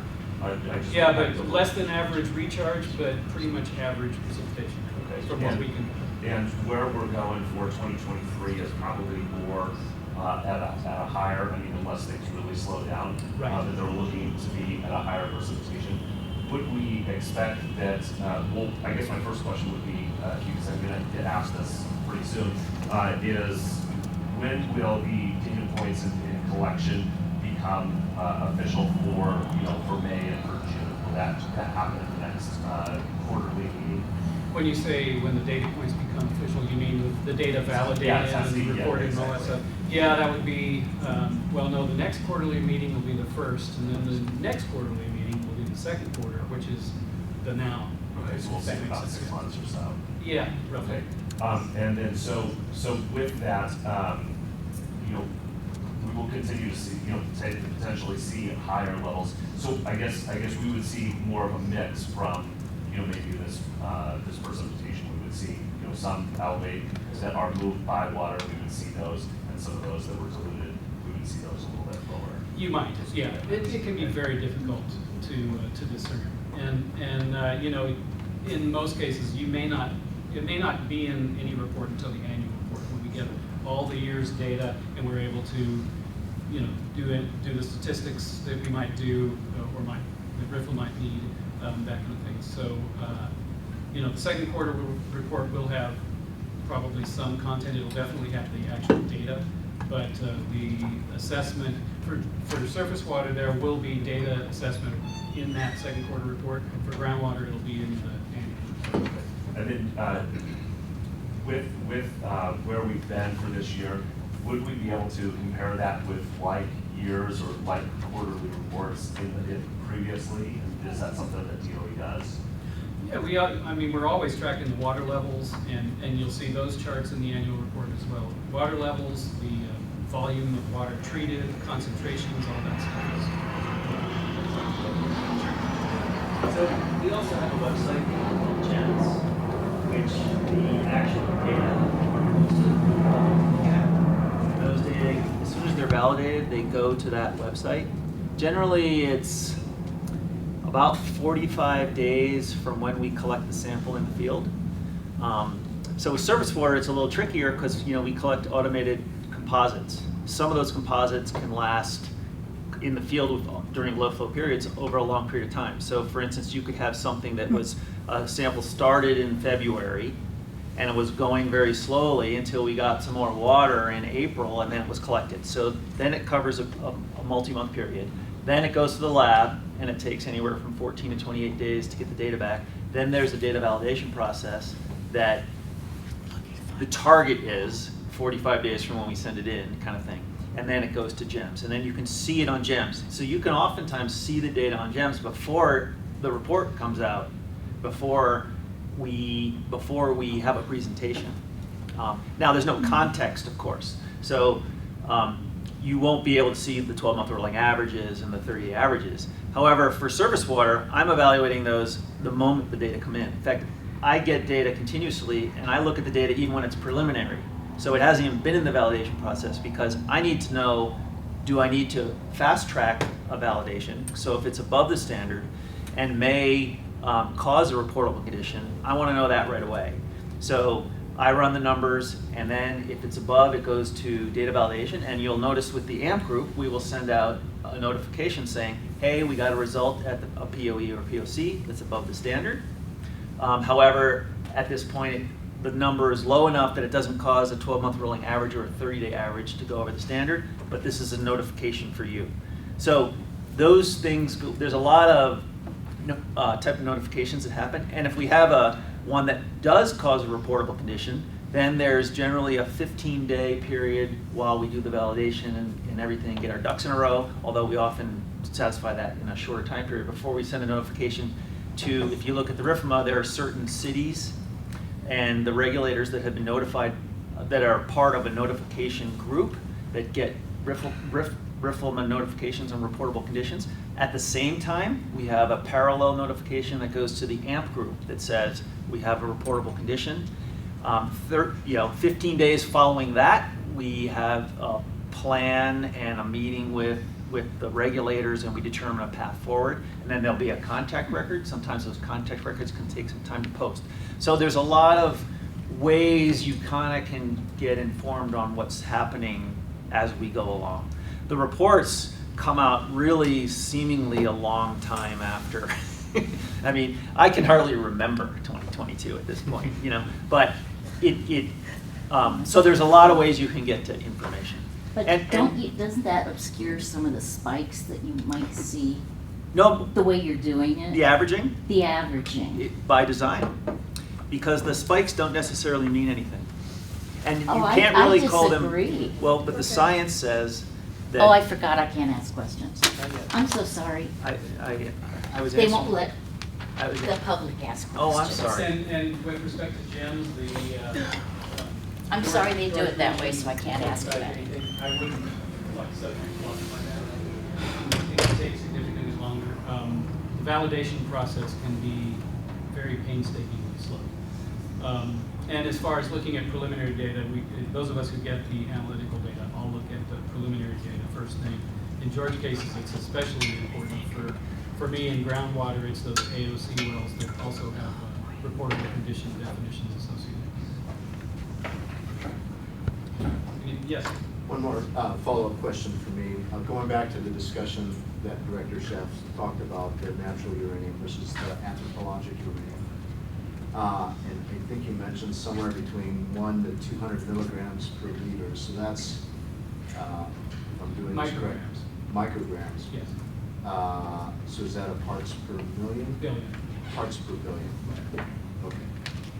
So you're saying that the natural occurring uranium is 1 to 200, and the anthropologic uranium that has been measured is about 1 to 2,000 parts per billion, roughly. Well, not exactly. No, the 1 to 200 was my gut shot at a more or less average for the site. Okay. There's the one well that's never, well, maybe not never gotten as low as 200, but it's most times, if not always, above, all the way up to 900, and it's natural. So the purpose is, for my understanding in the public, micrograms per liter is the same as parts per billion. Yeah. Ish. Ish, yeah. You're measuring apples to apples. Pretty much, yeah. Thank you. Sure.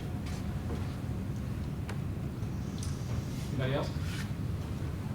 Were great questions. Thank you all. Next up. Again, great seeing everybody in person.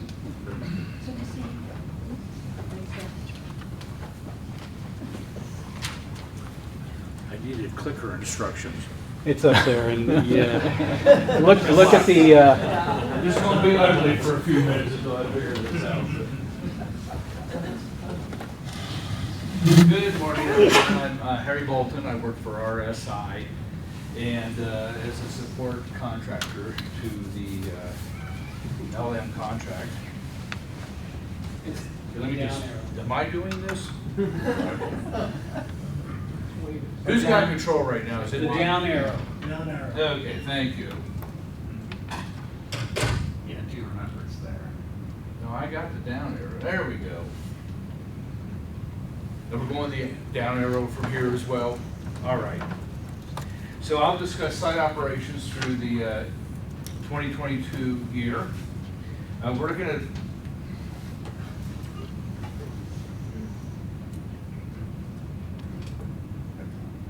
okay.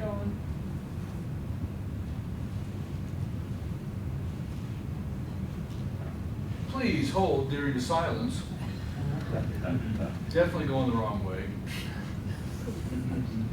Harry, I can drive if you want. Please do. We're going to see how this thing can fly across the room here.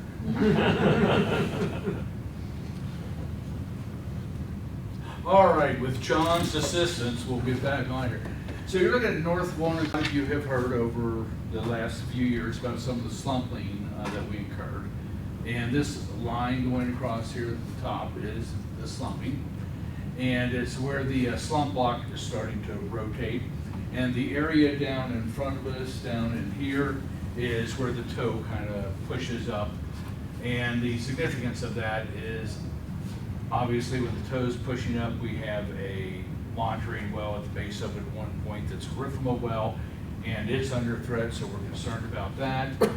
The slump block itself, a lot of the infrastructure that services the Solar Ponds plume treatment system is placed in that hillside, and it is at risk as well. So when we talk about the slump, what everybody needs to know is we are not actually concerned about the slump, other than the fact that it threatens our infrastructure that is there to provide us with our REFMA compliance solution, which is treatment of that water coming from the hillside for both nitrate and for uranium. Next, John. Okay, so we do quarterly inspections, which are RFMA physical controls, and then we do sign inspections quarterly. So what they do is they walk out the entire perimeter fence. The signs should all be facing out so that anyone approaching the coup recognizes that they're getting into the old operable unit, and it warns them that it's federal property and to stay out. Those were all, we verified that those were all in good conditions, and if we see something that needs replaced, we do it in real time. Additional inspections and records confirmations. We have an annual verification of restrictive notice, which is our former environmental covenant, and that was confirmed through the administrative record and is on file in Jefferson County records, and we submitted that in April of 2022. We have an annual site inspection that was completed on April 4th of 2022, and we had no evidence of institutional or physical controls were violated, and there were no adverse biological conditions noted. Additional inspections of the former building areas, we have the 371, 771, and 991.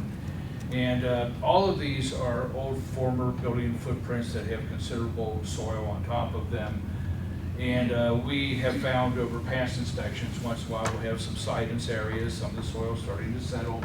So as a best management practice, we go out there, we inspect them. If we see those subsidences, if we see a pit that's maybe 100 square foot that's 6-8 inches deep, and we know that there's a potential to collect water there, and that water could then migrate into that building footprint, we go out and we fill it in. And I would remind everybody that best management practices are not in lieu of any of our normal things we do. All the operations and maintenance are pretty much set. So when we do a best management practice, it's simply we recognize a condition that is only going to worsen, possibly hasn't met our criteria yet, but we're going to go out and fix it now. There's no point in waiting for another 6 months or a year. And then we conducted quarterly inspections as a response to weather conditions like we just have seen.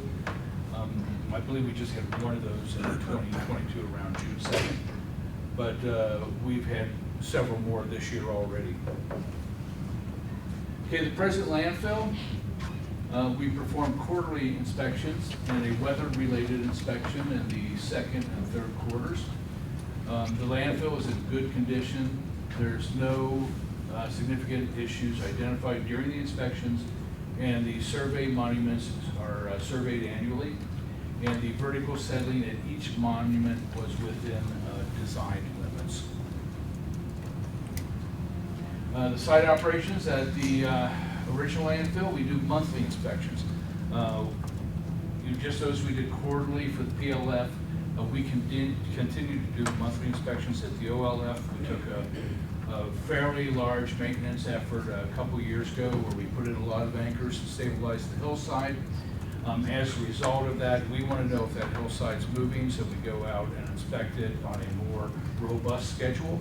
And we will continue to do that until the RFM parties have all kind of, not agreed really, they've just realized that the landfill's not moving, it's not shifting anywhere. We successfully stabilized it.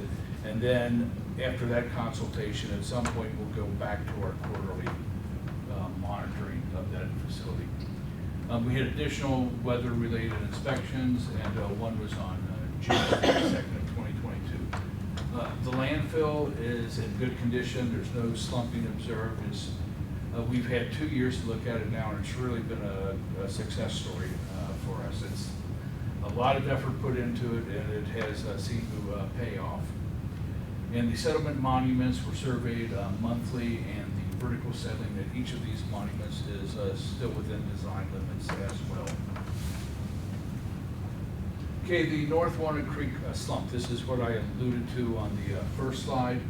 The groundwater elevation measurements and functioning piezometers continued in 2022. The slump monitoring points surveyed monthly as a best management practice. That work continues to this day. The data from visual observations and monitoring shows slope creep. So we've moved approximately 5 feet lateral movement since 2017. And that, again, that's that pushing out you see. And the most movement occurs between May and July.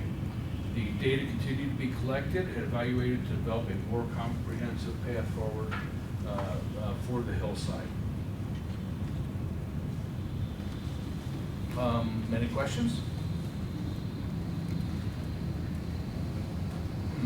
I feel as though I did something wrong. Okay. Can you do the same thing for me? Thanks for nothing. I don't want to show you. Just please stay there. No problem. Hello everyone, my name is Karen McShay. I'm an ecologist at Broomfield West, also work for Fireside, everybody else here. We're John, George, and Harry. And I'll be talking about ecological monitoring in 2022. So we conducted vegetation management, including noxious weed control, and we conducted noxious weed control books application to about 113 acres. The majority of that was spot treatment, so about 90 acres of that was spot treatment.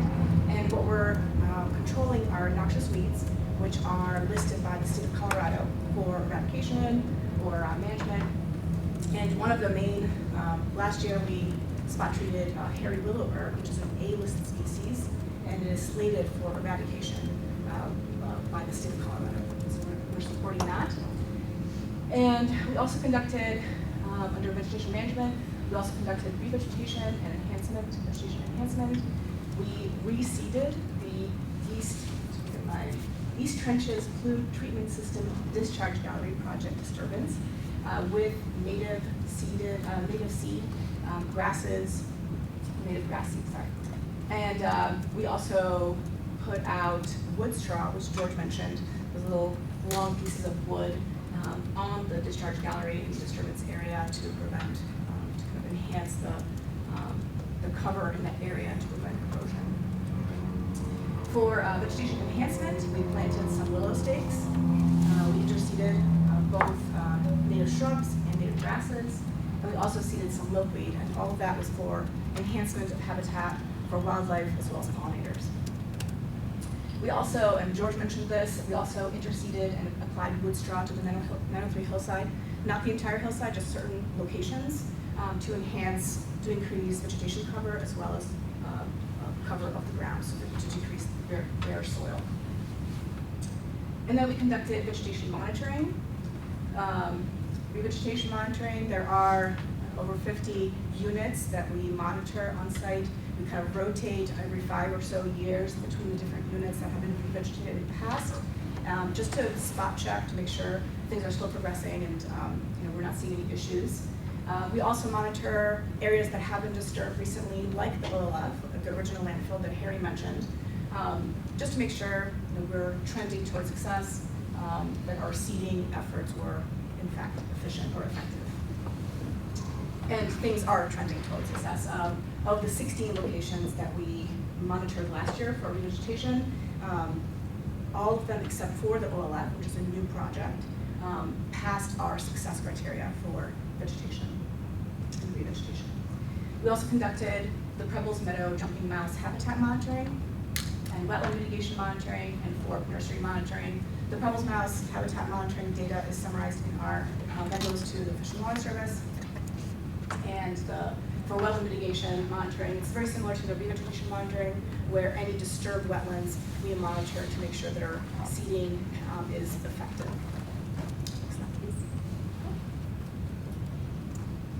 And we also look at, make sure our wildlife, we look at our wildlife as well. One of the main things that we do on a quarterly basis is look at prairie dog towns within the central operable unit.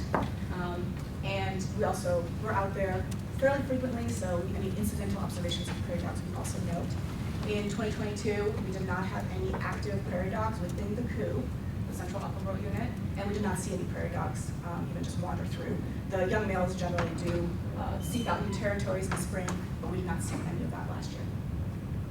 We also conducted some bird monitoring for any projects that disturb shrubs or grasses or any nesting habitat. We conduct pre-construction monitoring just to make sure we're not impacting nesting birds, as they are protected by the Migratory Bird Treaty Act. And we conducted pre-construction nest surveys last year, and we did not note any active nests. And so those projects were able to move forward on schedule. We also have 28 nest box surveys on site just to increase habitat for birds. We monitor those, and 10 of those were active last year. Tree swallows and house wrens. We use those nest boxes, as well as starlings, European starlings, which are non-native, unfortunately. And then we also have, as everybody has been mentioning, we do have elk on site. Last year, the Colorado Parks and Wildlife, they do a yearly population count. Last year, they counted about 360 elk in the Rocky Flats area. So it's not just in the COO, they also use the refuge and surrounding areas as well. And mainly we just make sure that they're not impacting our infrastructure, our equipment.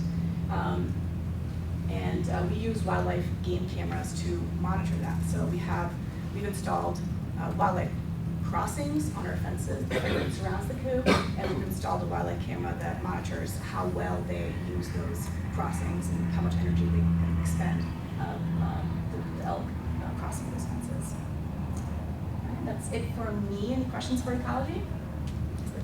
So what, on that last point about the elk crossing into the COO, what have been the observations so far? So one of the things that we've noticed, when they're crossing the barbed wire fence that surrounds the COO, they have to jump over the fence line normally, and they do create their hooves. They impact from the hooves. They do create some bare ground around there. So one thing that we've noticed is when we do put in the wildlife crossings, and it's a really simple crossing. It's just some kind of irrigation tubing that cinches the wires together. So it's a little bit higher off the ground and also lower. They just step over it. So we've noticed that they're using less energy to cross fences when they use the wildlife crossings. You said there's a tree or some noxious vegetation on the A-list, so did you say A-list? Yes. Okay, so that's an A-list you don't want to be on. Correct. It's not like a bonus. I just had a moment there. Yeah, no, the state of Colorado, the Department of Agriculture lists manages this noxious weed list, and they help the land managers prioritize what species to manage. So they have A, B, and C. A is the worst, and then B is kind of like, yeah, that'd be great if you could monitor or manage this, and then C is like cheatgrass, is a solicit species. And so the focus, if you have limited funds, is on illicit species. I am a Southwest Airlines A-lister, so I'm worried about my existence. But you're not noxious. I don't know. You'll find out. On the Prebbles jumping mouse, are they on site or is it just habitat that's suitable? We have captured them in the past on site. We don't conduct trapping for the Prebbles mouse. We just assume they are on site. There's critical habitat listed on site as well as surrounding area, so just assume they are there. Are there indications that the Prebbles mice still alive? We have not done any captures on site in, I won't say 20 years, over 20 years now. So we're not sure. We just assume they are there and move forward that way. We're working with the Fish and Wildlife Service, you know, for projects and things like that. But we have not seen them in 20 years. This might be connected to the last presentation regarding the slumping that's happening. Would revegetation help that slumping, or is that something that is not necessarily going to help? Yeah, the revegetation, I mean, Harry, you can talk to this, but vegetation would be, you know, the first couple feet of soil, and this is a subterranean slump. It's not just the very, the top of the side, so no vegetation would not help. It was It does help. revegetated in 2017, and the revegetation just took, which is beautiful. But our plane where it's sliding, where we experiencing that slump is at depth. So that foot or two that it protects isn't where the problem is. Thanks. Anything else from the board? Okay. It's about to turn to you guys. Well, I'm finished with questions on this, and I was wondering if Andy could give us an update on the visitor center and its status and its progress and what's happening. Thank you, John. And is there anything new since the April meeting? No, nothing new. We'll be meeting with the Army Corps and Fish and Wildlife here later this month for a site visit. We'll kick things off.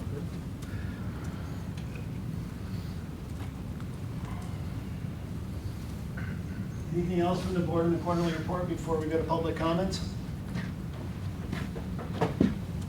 Chris, Travis?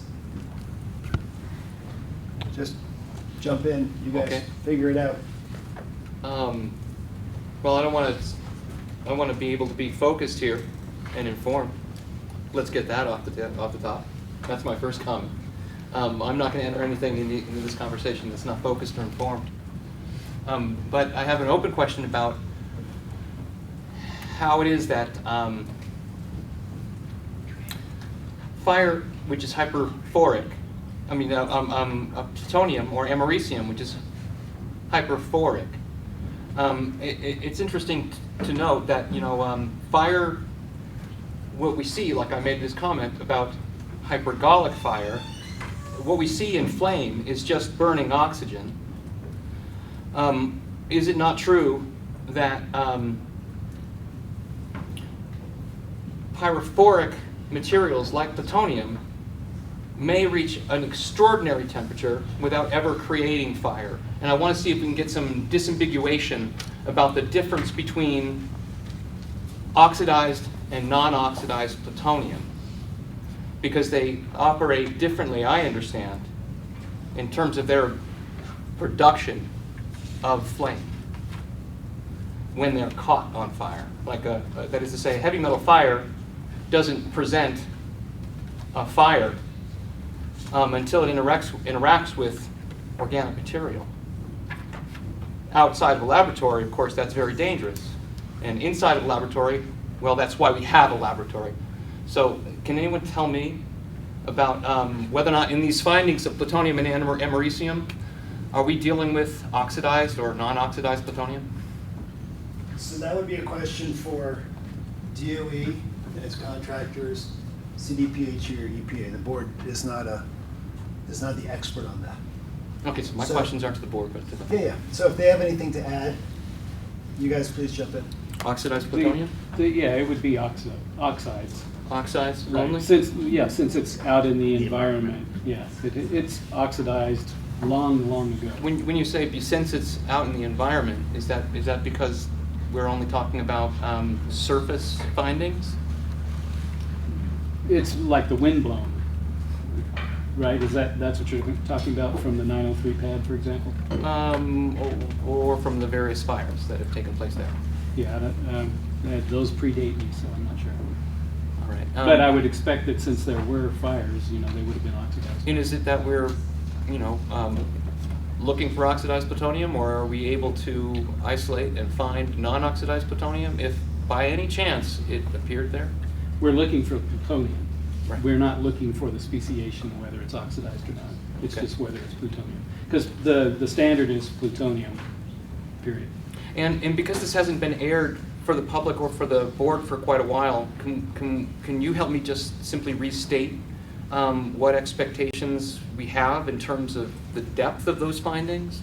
Because what I have read and understood is that basically we're supposed to have a minimum of 50 picocuries in the first meter of depth, and then it's something like 600 picocuries in the next meter of depth. Yeah, I don't remember the exact levels and depths, but that's one reason why we do the walkdowns after precipitation events, and we do the quarterly walkdowns, is to look for depressions so that we can refill them, so that if there was elevated contamination at whatever depth, it remains at that depth or greater. And if it isn't, that's what we call an exceedance, and we then have to talk about mediation. No, the exceedance would be related to the actual standards. And what we measure, like at our downstream, like in the water leaving the site. Right. If there is contamination remaining at the site, it doesn't mean it's moving. And it also, those numbers you cited were based on, they were associated with cleanup levels.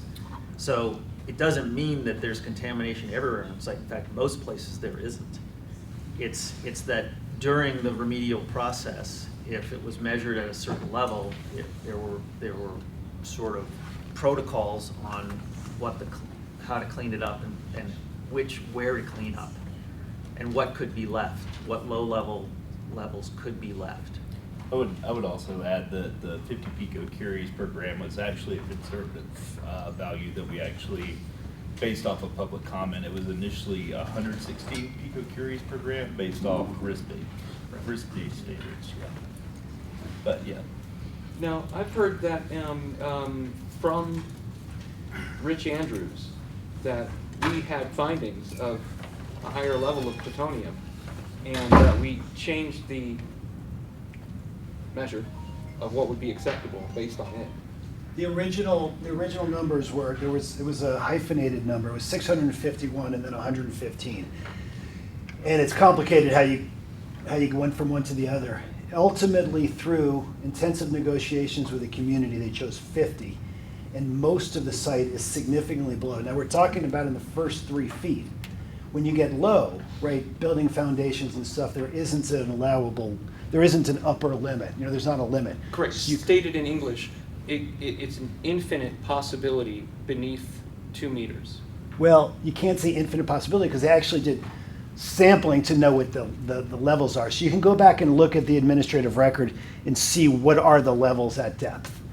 And then it was applied to a fixative, buildings were backfilled. When we're talking about 60 feet buried foundations, we don't have a measure for how much is there. Yes, we do. Yeah. That's what I'm saying they do. Because they were buildings that had, they were open. And so before they were buried, data were collected. Yeah, so they know. And then they were buried. And they can tell you, and it's known where, and then they apply to fixative, so it's fixed to these foundation walls, soil is backfilled. It wants to fix itself anyway. Okay, yeah. That's interesting. So the fixative is something I haven't heard before. Okay, let's go on to see if Chris has any public comments. Sure.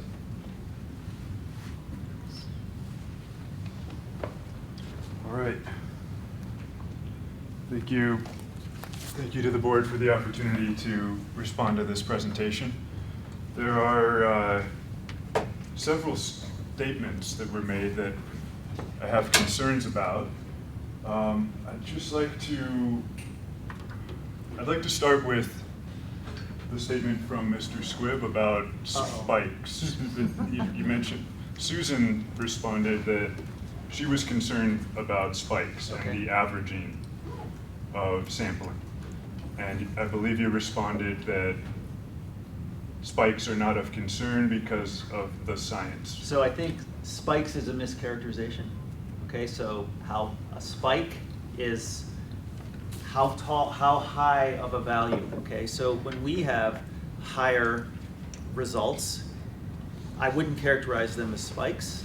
They are maybe higher than the standard, but they're not like 100 times higher than standard or 1,000,000 times higher than standard. And that's actually what we look at. When we meet with the regulators, we look at how high those variations are. You can use the word spike, you can, whatever you want to call it. But when you're talking about things like plutonium, americium, metals, some other things, the chronic exposure is what's most harmful to people. That's when we're looking at, so we want to look at the average, because that's what's telling us about the chronic exposure. Now, obviously, if we saw a spike that was concerning, we would react to that potentially. But that's not what we see. What we see is variability. All right, thank you. I would just like to acknowledge that the science on radiation health physics, I believe, has a pretty wide range. And granted, Chernobyl, Rocky Flats, those are different things. Yes, so it's important. I would like to thank the representative from North Glen, I believe, who brought up airborne contamination. And exposure to airborne contamination is a type of exposure that could result in health problems if that contamination becomes internalized in one's body. And therefore, the higher readings of contamination are a risk to people's health when there is, if someone were to internalize that. So I know there are risk coefficients that model how likely someone is to inhale a radionuclide. Nevertheless, I just wanted to acknowledge that I think there's a much more complex answer there than the science says it's safe, or the science says spikes are not a problem. And as part of the CERCLA closure of the site, there was a risk analysis that looked at all these different exposure scenarios and different pathways and calculations on that risk. And that's all available to the public. I'm helping clarify. CWD, can you speak to how much more risk we have of CWD? Chronic wasting disease? Yes, as opposed to other impacts? I don't know anything about chronic wasting disease. Thank you. Okay, well, I'll just try. There were a few other responses. So, Mr. Abelson, I believe you mentioned something earlier in the presentation about samples of plutonium. And did you say something along the lines that there's only been one anomaly higher than 10 picocuries per gram? No, I did not say that. Okay, I must, we'll have to refer to the video because I thought I heard something along those lines. I wanted to make sure that the record was corrected on that there have been several that I'm aware of throughout the years that are higher than 10 picocuries per gram. There was one as high as 264 picocuries per gram at the recent sampling of the Jefferson Parkway. Yep. And I would like to, I wish there were some citizen scientists present to speak, to offer another perspective from the DOE perspective, that these standards for plutonium, the picocurie per gram, are really, when I've studied Dr. Ketterer's work and his statements, they're not sufficiently protective of public health. It's not a measure of picocuries per gram that will, if plutonium becomes internalized in one's body, it's not the picocuries per gram that affect one's health, it's that alpha radiation that is internally radiating one's cells. So I think there needs to be some more acknowledgement here that there is more science on this issue than the DOE perspective of the science. And it is still science-based, that's for sure. Dr. Ketterer has a very impressive resume of peer-reviewed studies on plutonium. Now, Chris, you're going to need to start to wrap it up. So. Okay, yeah, just a couple more points here. So I do think it's irresponsible for this board to be encouraging a tour at Rocky Flats without providing some informed consent of the risks. And I heard it mentioned multiple times in the presentation that, that they hope people will attend. And I think that's essentially peer pressure. And it puts one's health at risk. So I would like to provide a word of caution against visiting that site. Isotopic analyses, they send us a report. It's attached to our annual reports, so you can see the work from those national labs to determine the isotopic ratios of that uranium and the determination of what percentage is anthropogenic versus what is considered natural. And so you can see that there. And so I don't understand your question about what makes up the anthropogenic part. I mean, it's uranium. It's just the isotopic ratios have been changed during the processes to try to weapons grade uranium to use for weapons. Okay, I just know. But as far as I understand, is the effects to someone's body is the same. Well, I know that. So I think, go read the reports. I Yeah. think we're dragging along here. Okay, This is an important last question. Are the effects that we're talking about biologically somehow, as we think about it, excluding the possibility of fire? I mean, I know fire is dangerous. It could burn people. It can cause a direct harm. It can cause first, second, third degree burns. What is the possibility of fires on the property like the one in April 2nd of 2006 that can occur without any sign of initiation? No sign of ignition, no human activity, no lightning. How is it possible for fires to occur without those interventions from humanity or nature? That was arcing from a transformer. The 2006 Let's part. pause it Okay. here. 'Cause we have to move on to the next part of the meeting. Could you please respond about that uranium by email? We still have a lot to talk Mr. about. Swift? I would be. I know there are citizen. Where to find the. I know there are citizen scientists who would be We interested. can send you a link to where you can find those reports. Okay, thank you. I just wanted to follow up on a question that was asked by the public. So the CDPHE and EPA, how often is that review of the RIFLMA and kind of the science that was in there to ensure that there is continued protective of humans that are out there? Is there any type of review that happens? That's more of CDPHE. So yeah, the remedy was implemented initially during the cleanup activities, and we do a 5-year review of the reports in accordance with RIFLMA. In addition to reviewing, I know CDPHE also reviews the annual reports as well, and when we provide follow-up commentary and consultation with DOE. Also, in addition to that, if there are exceedances, those get entered into the contact record, and then we confer, and then work with DOE to come up with a solution if one's warranted. Okay, so while the standards were set with the cleanup, those standards continue to be reviewed to ensure protective of people. Is that correct?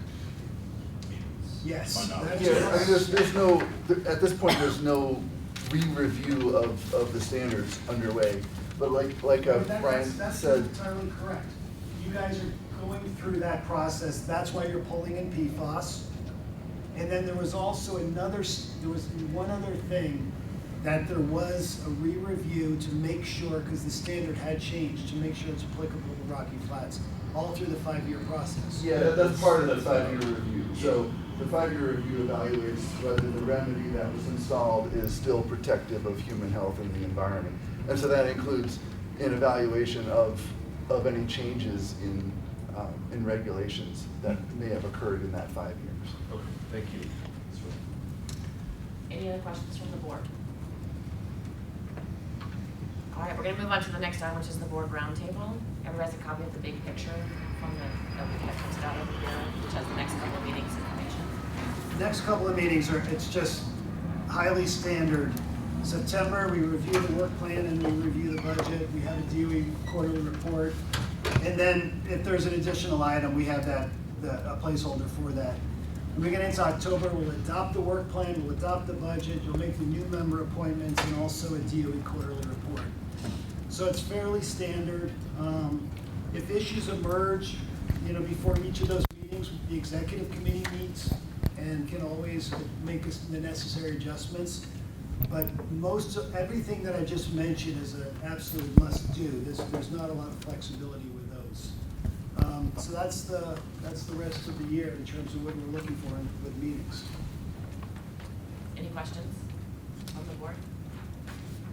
All right. Yeah. I think so. So, Chris already mentioned the petition that has been, I know it's been sent directly to, where are we getting this up? Boulder County. I don't know who else it went to. It's just, you go onto the Peace and Justice website, you sign something, and it sends off a letter. And mostly, the signatures we've seen are mostly City of Boulder, some out of state. Chris, you said there was 140-something people have signed that, something like that. 115. 115? Yes. 115. Really sort of 3 essential issues that have been raised. I know Chris met with There were Claire, 4 is that actually. anymore? 4 issues. And then also met with Pat. And we just wanted to go through those quickly. Give me a moment here. First one is the time of the meetings, saying they wanted an evening meeting. Let me explain why we meet during the day. There's one day a week where there isn't a council and commission meeting. That's Wednesdays. During that Wednesday, you guys, planning board meets, Dr. Cog meets, I think Boulder County Planning Board also meets. So that Wednesday, there's actually a lot of local government meetings. So we meet during the day. When we meet during the day, we have a couple of things we're always looking for. We're looking for the commissioners' meetings, because commissions meet during the day, not at night like councils. So we're always trying to look at when is Jefferson County meeting, and when's Boulder County meeting. So what we realized a long time ago was that there is a window that nobody's meeting, and those are Monday mornings. So that's why Monday mornings. Now, the other thing we're trying to do, there was a concern about the location. We want to be centrally located. If we were in Jefferson County, for instance, in the Taj Mahal there, for some people, that's a long drive across town to get to. So we want to be somewhere on the 36 corridor, Broomfield, Westminster area. So that's why we end up here. Obviously, there's a lot of commerce in this area, right off the highway. It's well signed, free parking. It's an ADA accessible building, even though it's claimed that it isn't. So that's why we choose here. If there is another place, and we looked at a Westminster Rec Center just down the hill over here a handful of years ago, but opted not to. If there's another place that meets that criteria, let us know. But this is why we're in this area. This is why we're meeting at this time. And we did move to online during the pandemic, and we kept it online because there were a couple of members that didn't want to travel to come to the meeting in person. Yeah. And so we chose one meeting a year to make sure we had the opportunity to see each other. But after that, it's online to make it more accessible for people in the public to watch the meetings. Third issue is when we're in person, there's a request to have a recording of the meeting. That's something that the executive committee had talked about and really passed on. We obviously need a new facility to do it. None have been offered, and the executive committee didn't think there was really a need to have that recording of the meeting. What we can't do, we can't take some council or commission chamber because you can't fit this many people up at a podium. There's just not a space that's physically available that can house this many people. We looked also into doing something like the OWL camera, but it's an insufficient technology for this. So that's where the executive committee, it was last October, I think, that the board, maybe last September, the board said, hey, we want you to look into this, and that's what we did, and that was discussed a couple times in the executive committee meeting. Fourth issue is that they would like you to cancel our contract, saying that we're paid for by DOE. The grant goes to the Stewardship Council. The Stewardship Council decides who they're going to retain. The Stewardship Council decides what's, with with my agreement what's an acceptable fee. You know, this is sort of commonplace, where you have a board of this many that is managing a budget. You guys are in charge of the expenditures. So I think I got them all.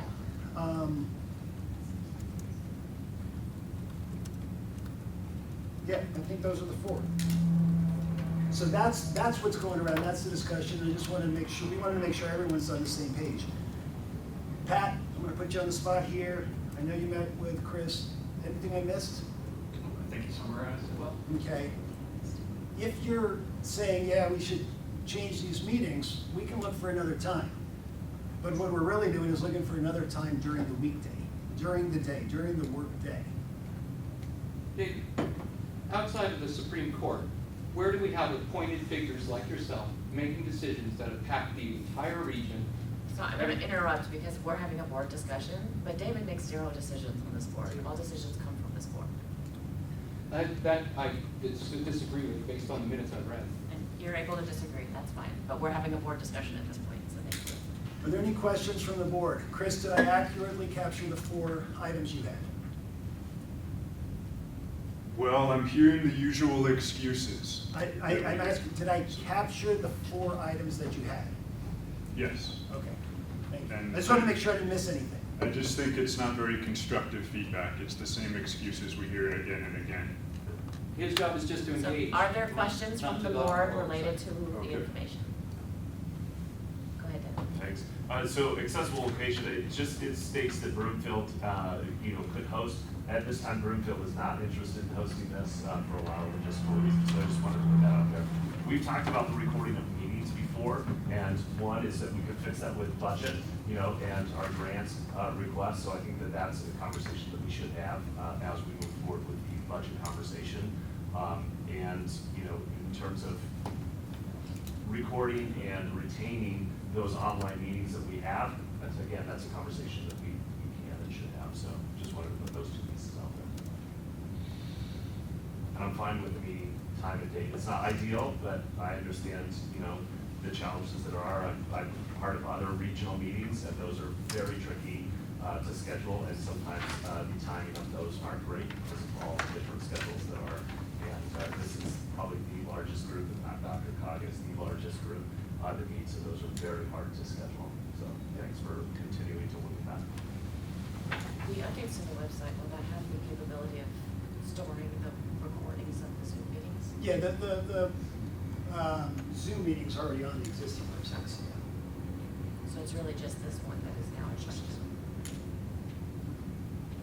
I would like to just point out also that the Monday morning meetings are well attended, and we always have attendees or alternates from every municipality, and we always are able to have a quorum.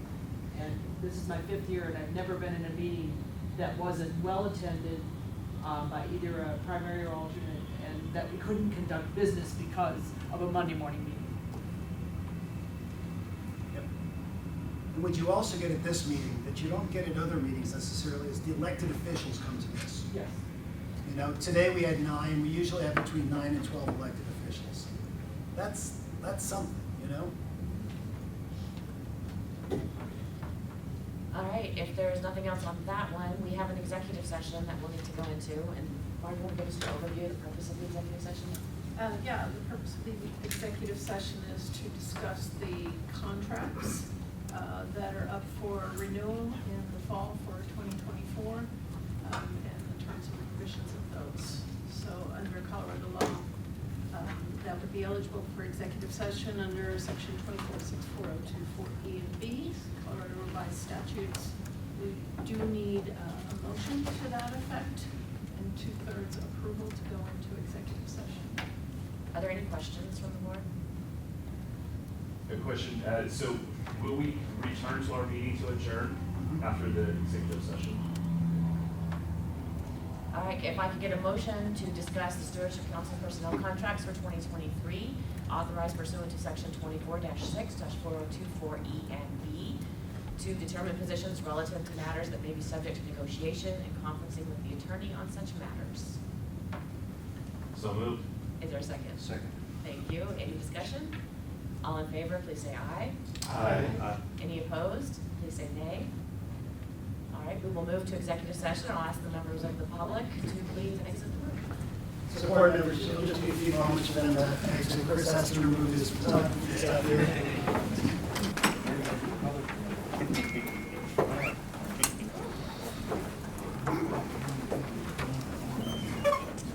Questions of your son, okay? I need some questions. Oh, thank you. I need my phone as well. We will resume the meeting after executive session, but we're just going to say nothing was taken, no actions were taken, and then we hit the gavel. So it's not exciting afterwards.